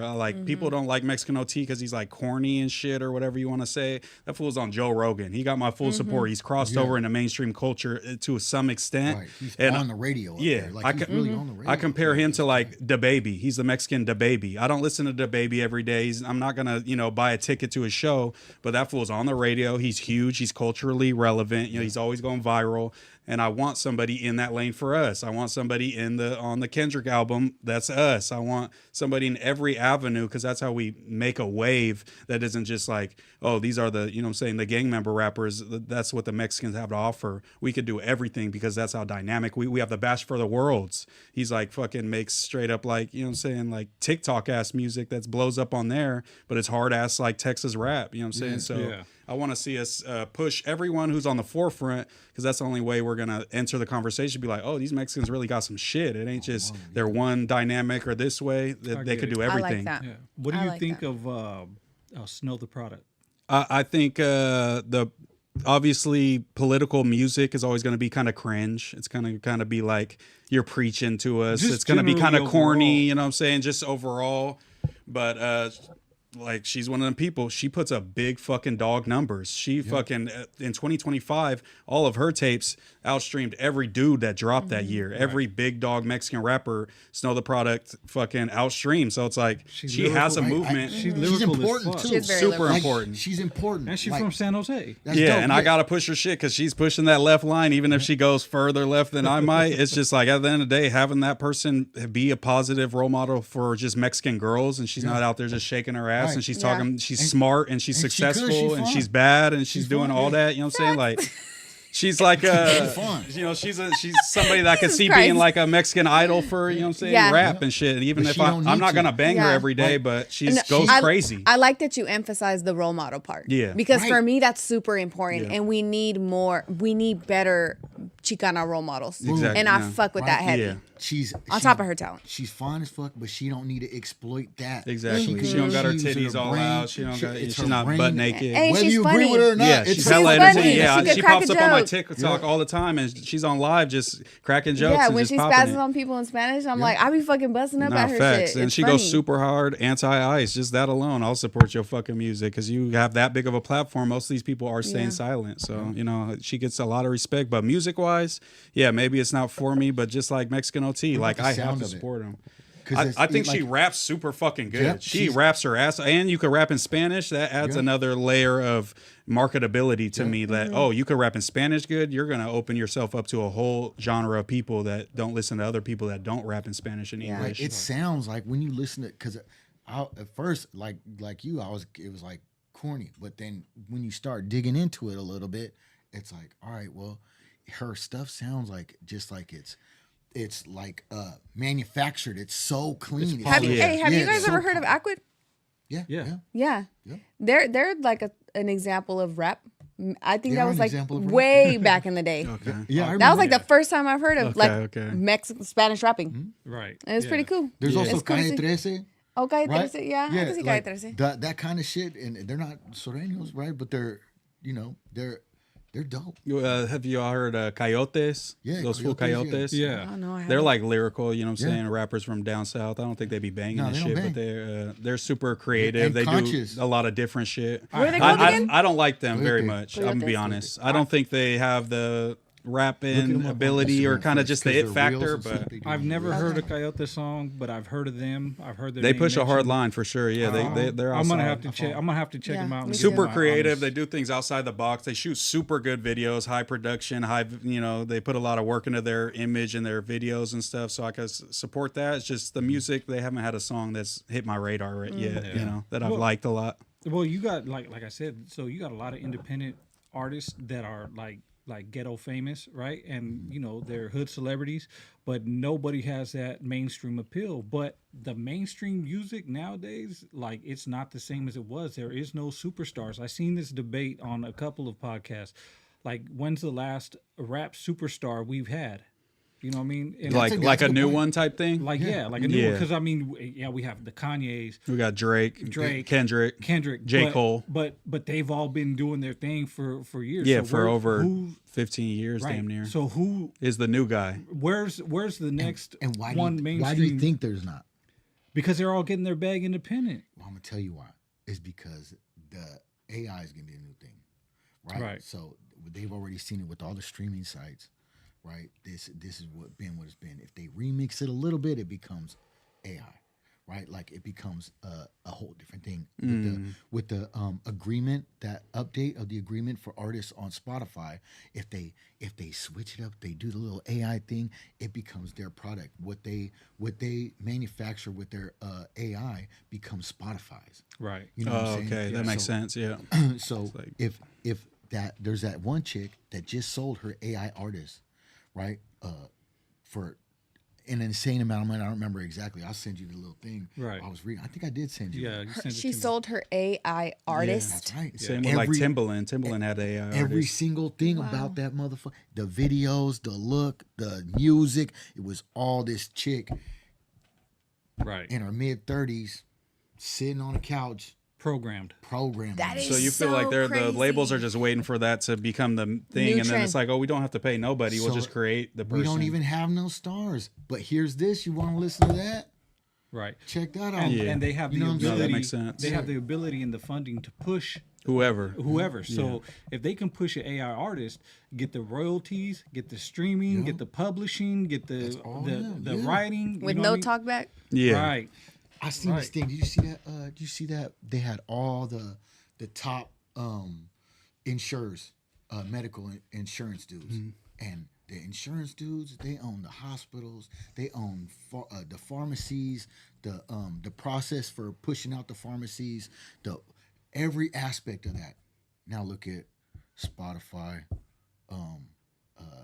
All the major Apple ones, Music, right? whatever. Apple Music, Tidal. So if they could just create their own artists, right? Create their own videos, run the the platforms, plug, the middleman, and the shadow drug ban all dealer. the Yeah. independent artists. I think that's what's coming. But Oh, man. but then you got people like Russell who are bypassing the streaming services and going direct to consumer. That is going to be our route in order to hang on to it. But do you think that won't they won't be able to turn that into superstardom because they won't have that machine? So it'll just be a bunch of like independent waves that are kind of controlling the game. That's what you Yeah. see. And then, like somebody just said right now, Chicano Rap Culture said Tupac hologram. Like there you go. You got, you can actually have a concert, sell it out from artists that are no we'll just longer re-rock here. the ones that passed away, and we don't gotta get nobody new. And if and when artists read their contracts, right, there goes that clause like we can use your name. Yeah, and and for perpetuity and shit. That's why forever. That's why Prince changed his name. Like you ain't gonna lock me up. Yeah, because they be like, no matter where you, it's like in the contract, no matter where you go in the universe, we'll be able to use your shit. It's like, damn, I can't even go to another planet and use my shit. That's crazy. You get bumped on Mars, fool. That's their shit. Yeah, you know facts. what I mean? Like which is crazy, right? And which is something that's it's crazy, but. I mean, I think we have to adapt to the future. I think a lot of fucking artists have to learn how to adapt. They be stuck in their ways a little bit. A lot of independent labels have to learn to adapt and try to get that independent bag still, because there's always going to be independence no matter what. But just how much independent is going to be a factor, because for a minute there, this streaming service killed the record labels until they found the new bag, the AI, right? It killed, streaming service killed labels, right? Like they're no longer there's no more A&Rs. Yeah, you're not gonna. There's no artist development anymore. Like I said before, so like to sign, like if I were to sign you, like I don't need to spend all the money to make your image, right? Because I can make a fucking AI version of you doing whatever the fuck I want. You know what I mean? You see motherfuckers. I seen people making booty dances of people and shit like that. Yeah, you could do anything. It's turn anyone into anything. Yeah, so I think that's the future, and that, to me, that's the future, and that's a wave and shit. That's crazy. Damn, that's gonna be a sad wave. I think Yeah. the AI music. gonna It's be gonna be crazy. crazy.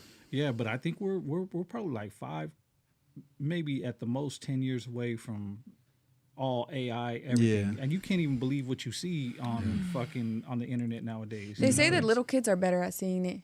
My daughter can spot anything AI.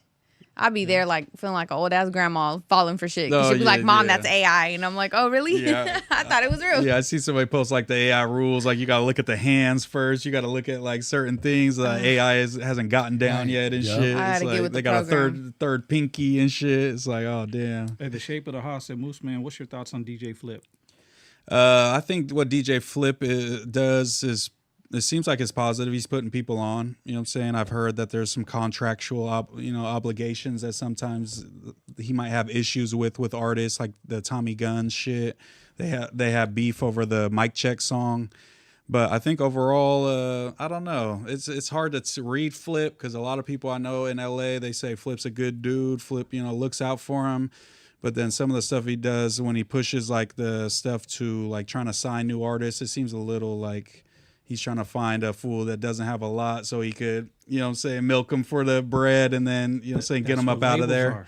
Yeah. So it's just like, I think he gets flack because he's like his own label and he's doing the same things, some of the practices. So he's doing the beats, doing all the mixing and Contracts, mastering. yeah. He's doing every aspect. You come in, rap, I got everything done for you. Yeah. Right? And I'm gonna promote it. Right. That's the same thing the label will say. It's And like, then he's saying, why you like, asking for more? We did all the heavy lift and you just came in and rapped. You know what I'm saying? So, I mean, That's kind of dope. Yeah. At least he's giving people opportunities that didn't before. He gave that homeless fool, you know what I'm saying, he let him come and shot a video for him. And I've seen he's back homeless or whatever, so that sucks. But I think his name was Bandit or something, and he brought that fool in because he rapped hella good, and he gave him a song and, you know, bought him a fit and tried to get him right and shit. So it seems like he's attempting to, you know what I'm saying, add to the Mexican rap game. Yeah. So what would you say, like, what would be your solution to get independent artists heard? My solution, I think maybe it's hard, I guess. It just depends. Fuck. What would I do if I was like an artist trying to get heard today? I'd probably just try to find shit. I mean, that's probably gonna be my first thought. But if I don't want to crash out, kind of just try to build my aesthetic, build my image, and find my lane, and then try to contact blogs that are in that lane to pay them to post my music, and you know what I'm saying, shit like that. I guess just, you know, trying to do your own promo runs. Try to, you know, have like you said, maybe a viral moment, but maybe it's not for doing goofy shit. Maybe you know what I'm saying, had a fire ass rap that you did and did it in a creative way, and that went viral. You know what I'm saying? So I think, I don't know, it's just so hard to say because it depends on who the artist is, what their background is, what they're trying to accomplish.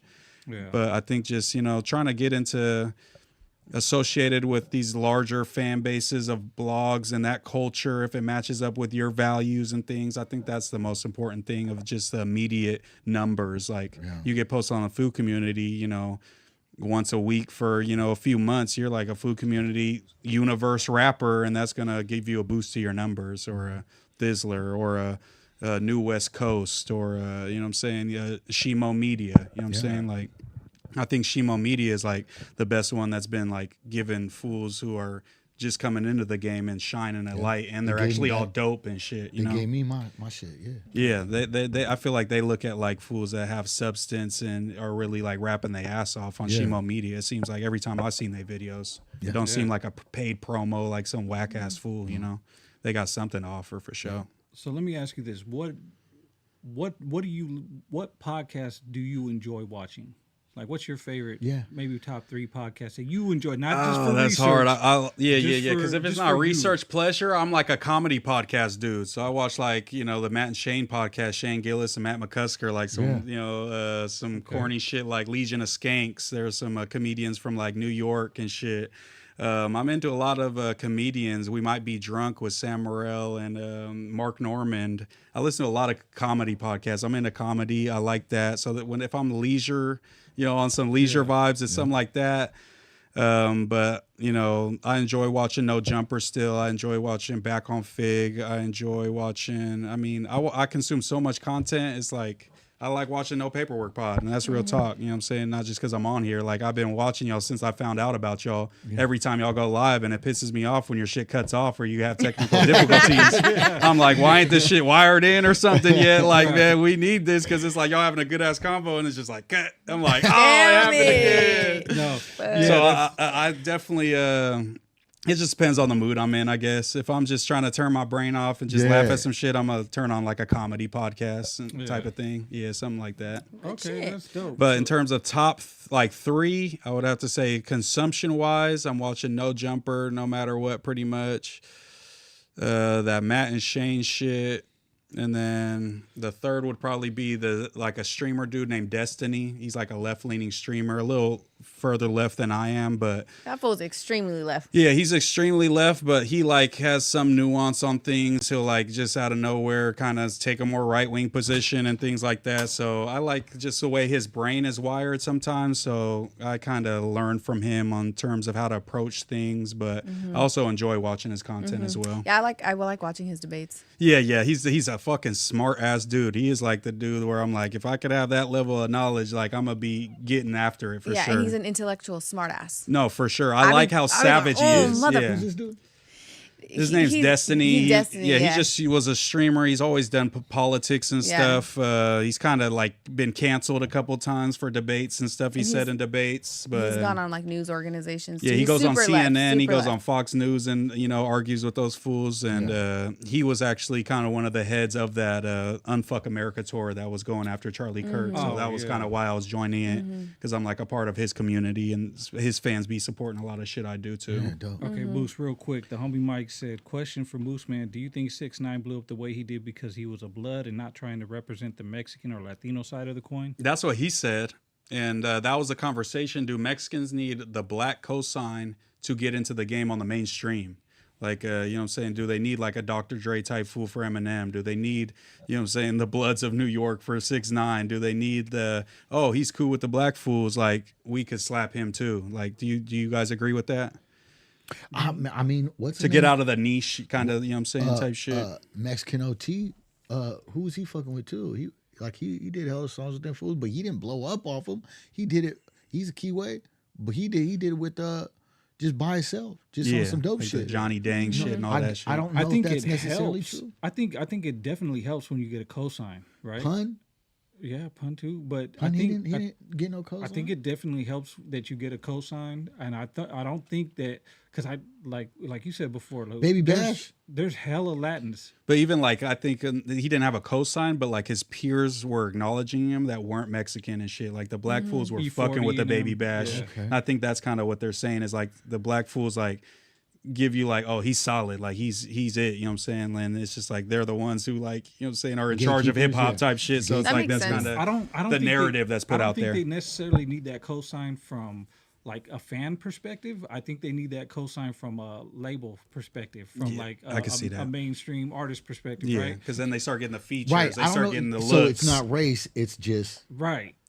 exposure type of thing. it's somebody who's, if G-Eazy was like, dude's dope, I don't think it'd have the same effect as if, right, like E40. Or You know what I'm or saying? someone. Yeah, definitely. So that's what I think. I think it's like Easy. yeah, but that's what I think. It's not so much that they get the push, but they're getting seen by other people in the industry. Yeah. So it opens up more doors in the industry, because Latino fans are fucking a big, huge percentage of fucking consumers. Yeah. Like, you know what I mean? We're fucking almost the majority in the United States. We Yep. will be in the next 10 years. Yeah, we'll be for the sure. majority, right? So Or everybody will be mixed with Mexican at least. Yeah. we're no longer a minority. So I think like there's an avenue, there's a way for Chicanos, Latinos, Yeah. Mexicanos, whatever you want to call it, just Hispanics in general to blow up, as long as they have the right message, the right blend, the right lyrics. Like you said, they got to check all the boxes. You know what I mean? Absolutely. Then they can propel to mainstream. But as long as people like, here's what I used to say, right? Like motherfuckers be like, well, how do you gauge success, right? And the way I gauge success from anyone, if you get back more than you put in, you're successful, right? So if I'm putting $5,000 to record this album and I make $20,000, I'm a successful, right? That's a success. But You were people successful see- on that play for sure. right? But people think like, oh, you only made $20,000. Yeah, you're not selling like that. Yeah. I tripled the bag. What the fuck? And you then the mean? fool that That's a signed success. didn't even make 20K, and he sold 1 million records and Yeah. shit, and they ain't even give him his 20 bands. You know? Right, there you go. That I think that's the difference. Like people will be like, "Oh man, these motherfuckers ain't shit because they didn't sell X amount of units." Well, motherfucker, he did that shit in his garage and only paid $200 for the beats for the whole album. Yeah. Yeah. You know what I mean? And this motherfucker made, And his homie recorded them and engineered it and shit. and he yeah. made 50,000 off the album. So that's a successful That's a album. success, You know what I mean? but in that's the not going to be mainstream- the guy that's talked about in the mainstream hip hop history. you know No, what I'm saying? of course, you know what I mean. And I think in order to get to the mainstream hip hop history shit, you got to do something to get noticed. Yeah. Right? And I think that's where being the way to get noticed is by having the industry notice you and having other people come and invest in you, not just invest in you monetarily, but invest in their time, their mentions, like being able to be mentioned like on No Jumper, on Back on Fig, on Vlad, right? That's a cosign right there. And I don't think 6ix9ine would have had that cosign with getting on all these platforms or even being talked about in that shit if he didn't have the Bloods behind him. Yeah, he definitely wouldn't have been as big. I remember when 6ix9ine came out, he was more of like a SoundCloud rapper. Yeah. He was with Trippie Redd when he first came out, and the dude that Gucci Mane signed, I forgot what his name was. But they were like a trio kind of, and 6ix9ine was more of a kind of like a weirdo rapper kind of vibes. He wasn't like gangbanging. He wasn't doing none of that. Okay. And then he had his first interview at No Jumper, and he was kind of in that vibe. He had like a hockey jersey on and shit. Like he had like purple hair. And then at some point, the Bloods in New York got a hold of him, and that's when like the Gummo came out, and then that sent him to the stratosphere. So he would have had a cool career, but he probably would have been another SoundCloud rapper, had some success, and then was a thing of the past. Right. And that Blood shit definitely, upped his persona. I think his shock value too added to his clout. Oh, yeah, for sure. You know, yeah. he definitely knew how to market the shock value and get people to look his way. And I think the keywords kind of validated his shock value because he's like, well, I can do what the fuck I want. No one's gonna say nothing because I got all these Bloods behind me. You know what I mean? So they were probably. And I don't know if it's a fact, but they were probably encouraging that shit. Like, man, fuck these fools. No, facts, yeah. You know like that dude Shotty that was managing him, he was like, had text like, yeah, we finna go shoot at Chief Keef and shit. Like, you know what I'm saying? That's how they caught them up, you know, Which and 6ix9ine started singing. I think that's how fucking Lefty was, fucking Soulless was. Yeah, he was Lefty, like putting that battery in his back like, for sure. Oh, you need some more coke? Man, go ahead. You need some more. You want some more? You need some crystal? Scante? Yeah, come on. Hey, we're gonna go to this. Hey, we're gonna go to this fucking this podcast. Go ahead and smoke this bubble, bro. All you want. Here's a bag. You know what I mean? So That's he was crazy. like, you know what I mean, sucking on them balloons and shit. So I think that's definitely smart, right? You're playing chess, right? Hey, when Lefty goes crazy, that's when everybody talks about him. That's when the bag comes. Yeah, it's not when the music drops. It's when those moments happen. Right, and but that doesn't breed longevity. No, not at all. As you can see, he's already pretty much, thing of the past. He's trying to get it back together and try to come back, but we'll see. And at the expense of your integrity, like to look back at those moments and be like, fuck, the shit that I did to get put on. Like, hell, I wouldn't be able to have that in my conscience. I ain't gonna lie. Listen, maybe not some of the stuff he did, but to be at the levels he was, he's going to hopefully whatever. But man, that's dope. Yeah, for real. To be on a Kendrick album just because you had some good interviews, like that's pretty impressive. You keep putting out shit like Fat Norteño and doing your little dance. I feel like you might got a little but I don't there. do it for the hype. I do it because that's really me. I know, but that's even better. That's even better. That's You're really authentic. I be playing around. I just be having a good time. That's cool because you're not putting on a caricature of yourself. You know what I mean? That's just you're showing another layer of yourself. And I think like for us in the podcast, like we are authentically ourselves. Like you met us before, and when you first came in, y'all are exactly the same. Like, yeah, it's not like you turn it up and the fast start yelling at me as soon as the cam on and shit. Like. This is our persona. This is how it is. Yeah. But fucking I think that's and we kind of pride ourselves on that just because that's gonna breed longevity and people get burned out on the shit. You know what I mean? Yeah. And like I told you before, like that whole every time No Jumper has drama with Jalise, that whole shit. Like I couldn't watch a whole lot of that shit. Yeah. I was like, man, I can't hear her talk. And that sometimes I watch it for fun. Like, when I want to see trash. It's like messy. TV, it's like Bad Girls Club or something. You know what I'm saying? Like some shit my sisters would I be throw cooking. on. I be like, man, vibe. bullshit. Yeah. I ain't got no drama going on in my life. Let me go Do you see what's turn on it the off? internet.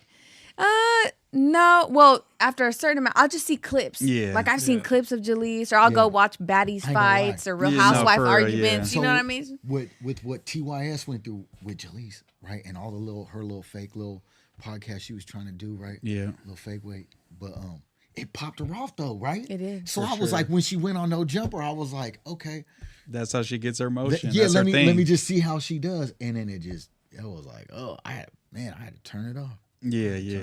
Yeah, but and that's the thing. Like I don't like it's good for clips, but to watch For a like, podcast, podcast is a 10, different 20 thing. minutes of people yelling and be like, hold on, then saying the same shit and then clowning on the first time you say a joke, cool. The second time, third time, man, dude, shut It's the like, shit off. you're just trying to get your shit off. They were saying they were clowning and saying the same shit, like, oh man, shut up, suck my dick, you know what I mean? Yeah. Like all right, bro. Like, Yeah, it say gets something old. else. And it makes the males look bad too. No, for real. Yeah, Because that's what I kind of side eye men more that argue with a female. that's more what than I do a Munchie was female saying. argue. Yeah, Munchie was like, man, I've been telling Adam I don't want to pod with this girl because I'm not finna go back and forth with her. Like, I'm supposed to be a gangster, and y'all want me to sit here and argue with this crazy ass little girl. Like, I don't want to do that. Yeah, So the craziness. Yeah. I'm like, I argue, like, especially in an environment like this. Like, if I didn't agree with her with something, man, we gonna Yeah. I'm gonna talk to you about it. You know what I'm saying? But it's how they were doing it was just But I don't high thi- school shit. Yeah, we wouldn't argue though. We'd Right. have like constructive That's true. dialogue because we've That's had conversations where we're on opposite sides of opinions. You know what I mean? Right. But it's Yeah. cool conversation because there's again, it goes back to respect. No, Right. for sure. You I know, really and only people yell like in to my see that. raps. I never yell except on my Right, raps. but there's no, arguing. If fighting, yelling and shit. If you Yeah. ain't gonna swing, then what's the point? No, You- for real. you know Yeah, what I it's mean? definitely, there's a lot of people that just like kind of, they resort to that because they don't have a lot of substance to them. You know, that's just kind of like their status quo where it's like, oh, the pod seemed like it's getting a little boring. Let me turn this bitch up in the only way Right. I know how. Let's get it Yeah. going. Yeah. Yeah. But some of the podcasts I listen to would be kind of quote unquote boring and shit, right? So I'm in a different kind of podcast, like the Y Files. I'll watch that shit, Yeah. right? It's not all hyped up and shit. It's more about fucking conspiracies and Yeah, shit like yeah. that. But that's what I'm into. Yeah, like 90% of the shit I listen to is not no jumper type shit. You know what I'm Right, saying? It's yeah. just more like people like having a normal conversation. You know what I'm saying? But I did like No Jumper at the beginning. You know what I mean? I watched it and shit, Yeah. and then I wasn't really like feeling that whole shit with the Adam 16 shit, him being with Yeah. the underage girl Yeah, and yeah. shit. That was like, man, what the fuck? You know what I mean? Which is weird. You know what I mean? So I was like, Yeah. But like I tune in for. Because this is what we do. We do Yeah. podcasting, so I have to tune into all that shit. You know Yeah, what I mean? and just from researching that shit, just since that does come up a lot, people do ask me about that shit. From what I've seen when I researched it, is he meshed as a girl when he was about, I think, 22. She was 16. He didn't know she was 16. She told him she was 16, and he cut communication with her. But he like wrote a blog post. I think he used to blog, and he was like, "Damn, like I wish she wasn't 16," or said some weird shit about that. So he got labeled with that. But Adam 22, to my knowledge, never fucked with a 16-year-old, never met up with this girl, and never like continued that relationship. From what my research, That's 'Cause good. I actually did do my due diligence before I even went up to do the competition. I'm like, if this fool's all bad, that's just something I can't stick by. You know what I'm saying? So But if he wrote that in a blog. it was a blog. Yeah, it was So a blog in so probably 2009. I think it was. If he would, he could. I mean, if he could, he would type shit. Yeah, because If I the think she legal lived age in was another 16, place. Like he she lived in would've? Canada. I think he made a joke about it's like, oh, it's 16 in Canada, blah blah blah. yeah. But he didn't go through with this. So can I judge I him don't for know about being that. making weird jokes? weird, Yes, yeah. but I'm not gonna say he's a was PDF or anything. Yeah, Yeah, that's Yeah. it's a weird. Well, it's a weird. you know, because pat comedians on I the listen back to for make not. crazy jokes, those PDF type jokes about themselves and shit on some funny shit, and it's just like, would I do that? Never. Right. Do I think some of that shit's funny and outrageous? Yeah, you know what I'm saying. So that's just kind of how I look Yeah, at we'll it. leave it But to I- Adam too. No, think- facts, exactly. He crazy white boy. It's like I believe that in 2009, him and his tweets and his blog posts were probably fucking insane because my tweets were crazy in 2009 when I was like 14 or whatever the fuck I was then. But so that thing right there, what Adam did and shit with that whole like blog post, whatever Yeah. and shit, like that's not my cup of tea, right? For sure. You know what I mean? Like I have a daughter, you know what I'm saying? 100%. So looking at that shit from the outside looking in, that shit pissed me the fuck off, right? But then going back and looking at the research, like he didn't actually do nothing that we know of. Yeah. I can't prove that he did anything. He's not, you know what I mean? Yeah, He's we not talked on- about it. He's not on paperwork. Yeah. You Me know what and I him mean? talked about it. Yeah, Yeah, so, Because So- it was also during like that cancel culture era, like Rolling Stone dropped an article, like they were trying to get people out the paint for that type of shit, the Me Too movement. It was like that whole era. So like, I just didn't want to get like tied into too much of just because so many people said this that it makes it true. You know what I'm saying? Like type Right. shit. Well, that's one thing that you have to do, right? Is do your due diligence and research. And a lot of people don't, right? They don't do their due diligence. They don't research. That's why I kind of stay. Well, not kind of, but I stay away, especially here with the podcast. We don't put labels on somebody that they don't deserve. Yeah, it's right? gotta be black Because and white and shit. If you put a label on somebody that they don't deserve, that shit, that the internet's forever. You know what I mean? Like that, someone's gonna clip it. They're gonna put it out there. man, that's not me.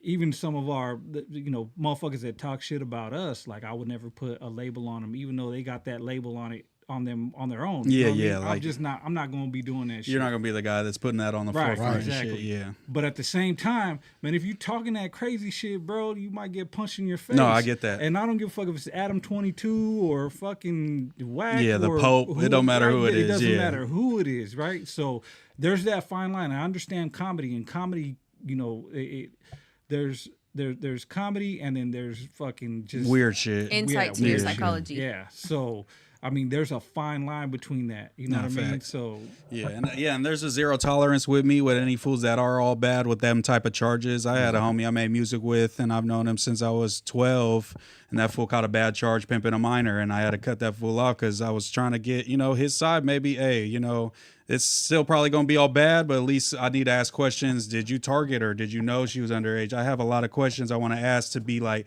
did you do some stupid shit, or are you a real predator ass fool? Right. And he kind of tucked his tail, and I'm like, oh, that kind of tells me everything I need to know. Like, we don't need to have no contact no more. So you right there, that's standing on integrity. Yeah. Right? Like, And I have a lot of homies that still fuck with that fool, and I'm just like, I just can't be around that fool, especially with the, where I'm at in my life and the platforms that I'm on. I have to stand on my integrity and morals, and I can't have no fools that are all bad around me. Yeah. Right.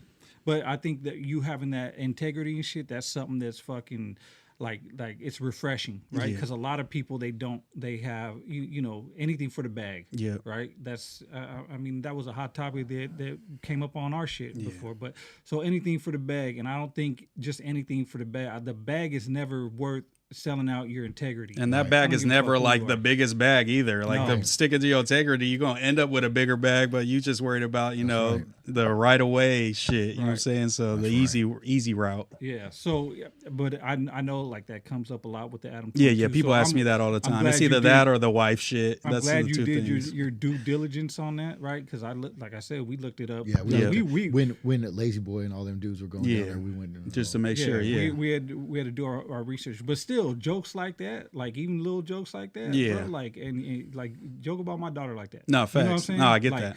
that's 100%. and I think that's where people come. They come from that, like they take that shit personal. Yeah. You know what I mean? Like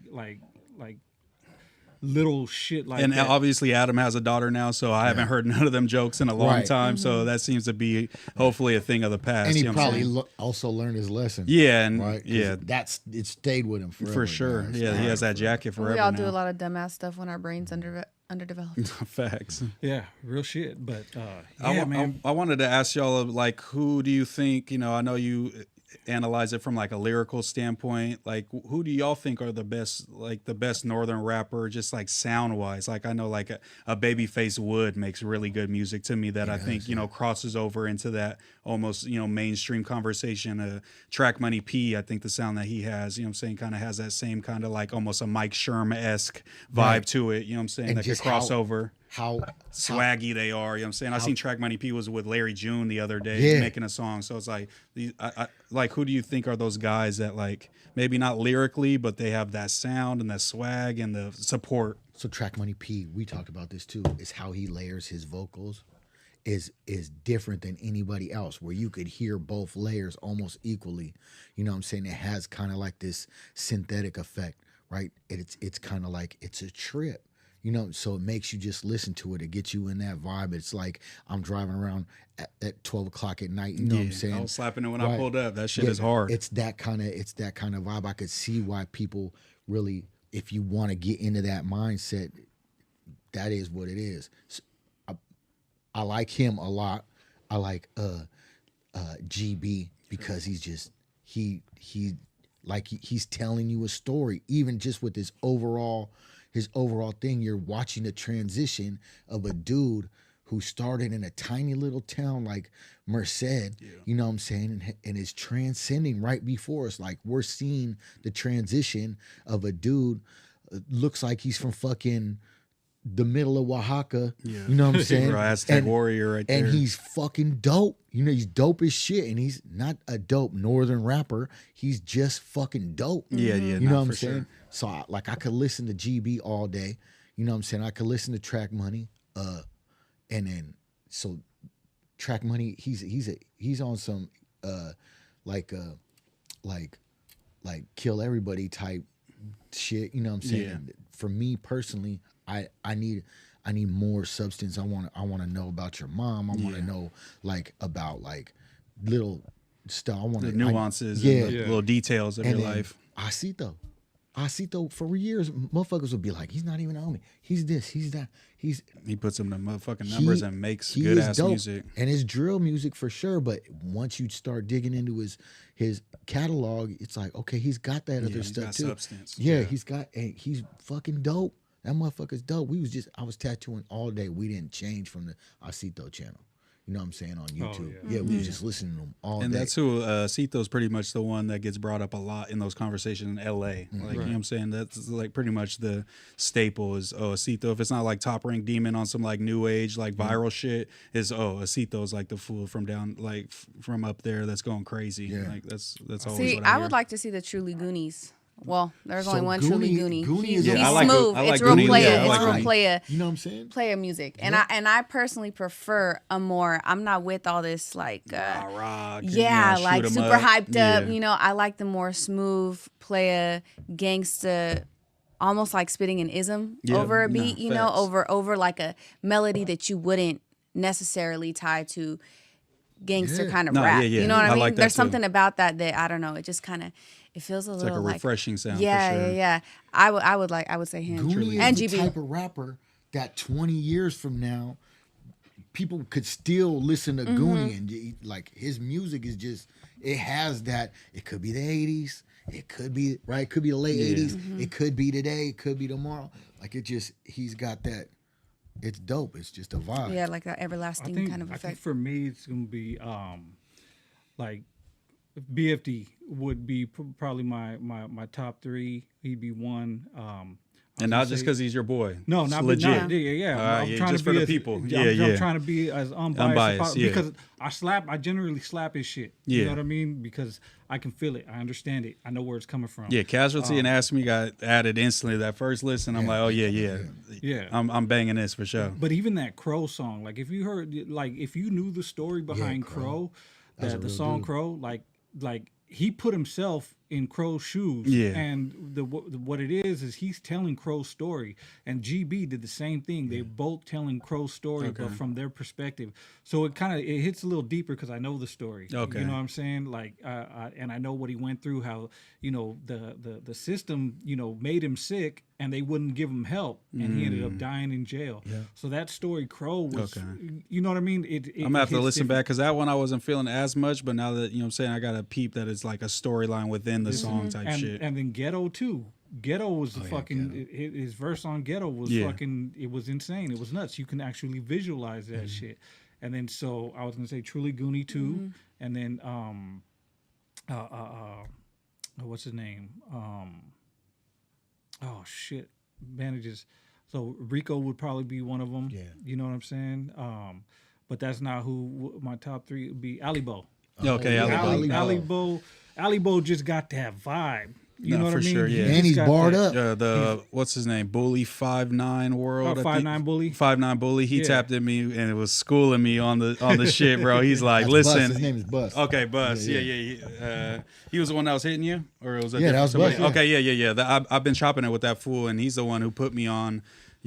75% of the people that I checked out. You know what I'm saying? So we had a good conversation in the DM. That dude's definitely a good dude. And he was telling me, like, we need more fools like you being unbiased that isn't, siding with one side and saying all the other fools are whack. So I appreciate, I'm saying, his input as well, for sure. No, I definitely, man. But I think we've been doing this for too long. Yeah. Okay. But I would love.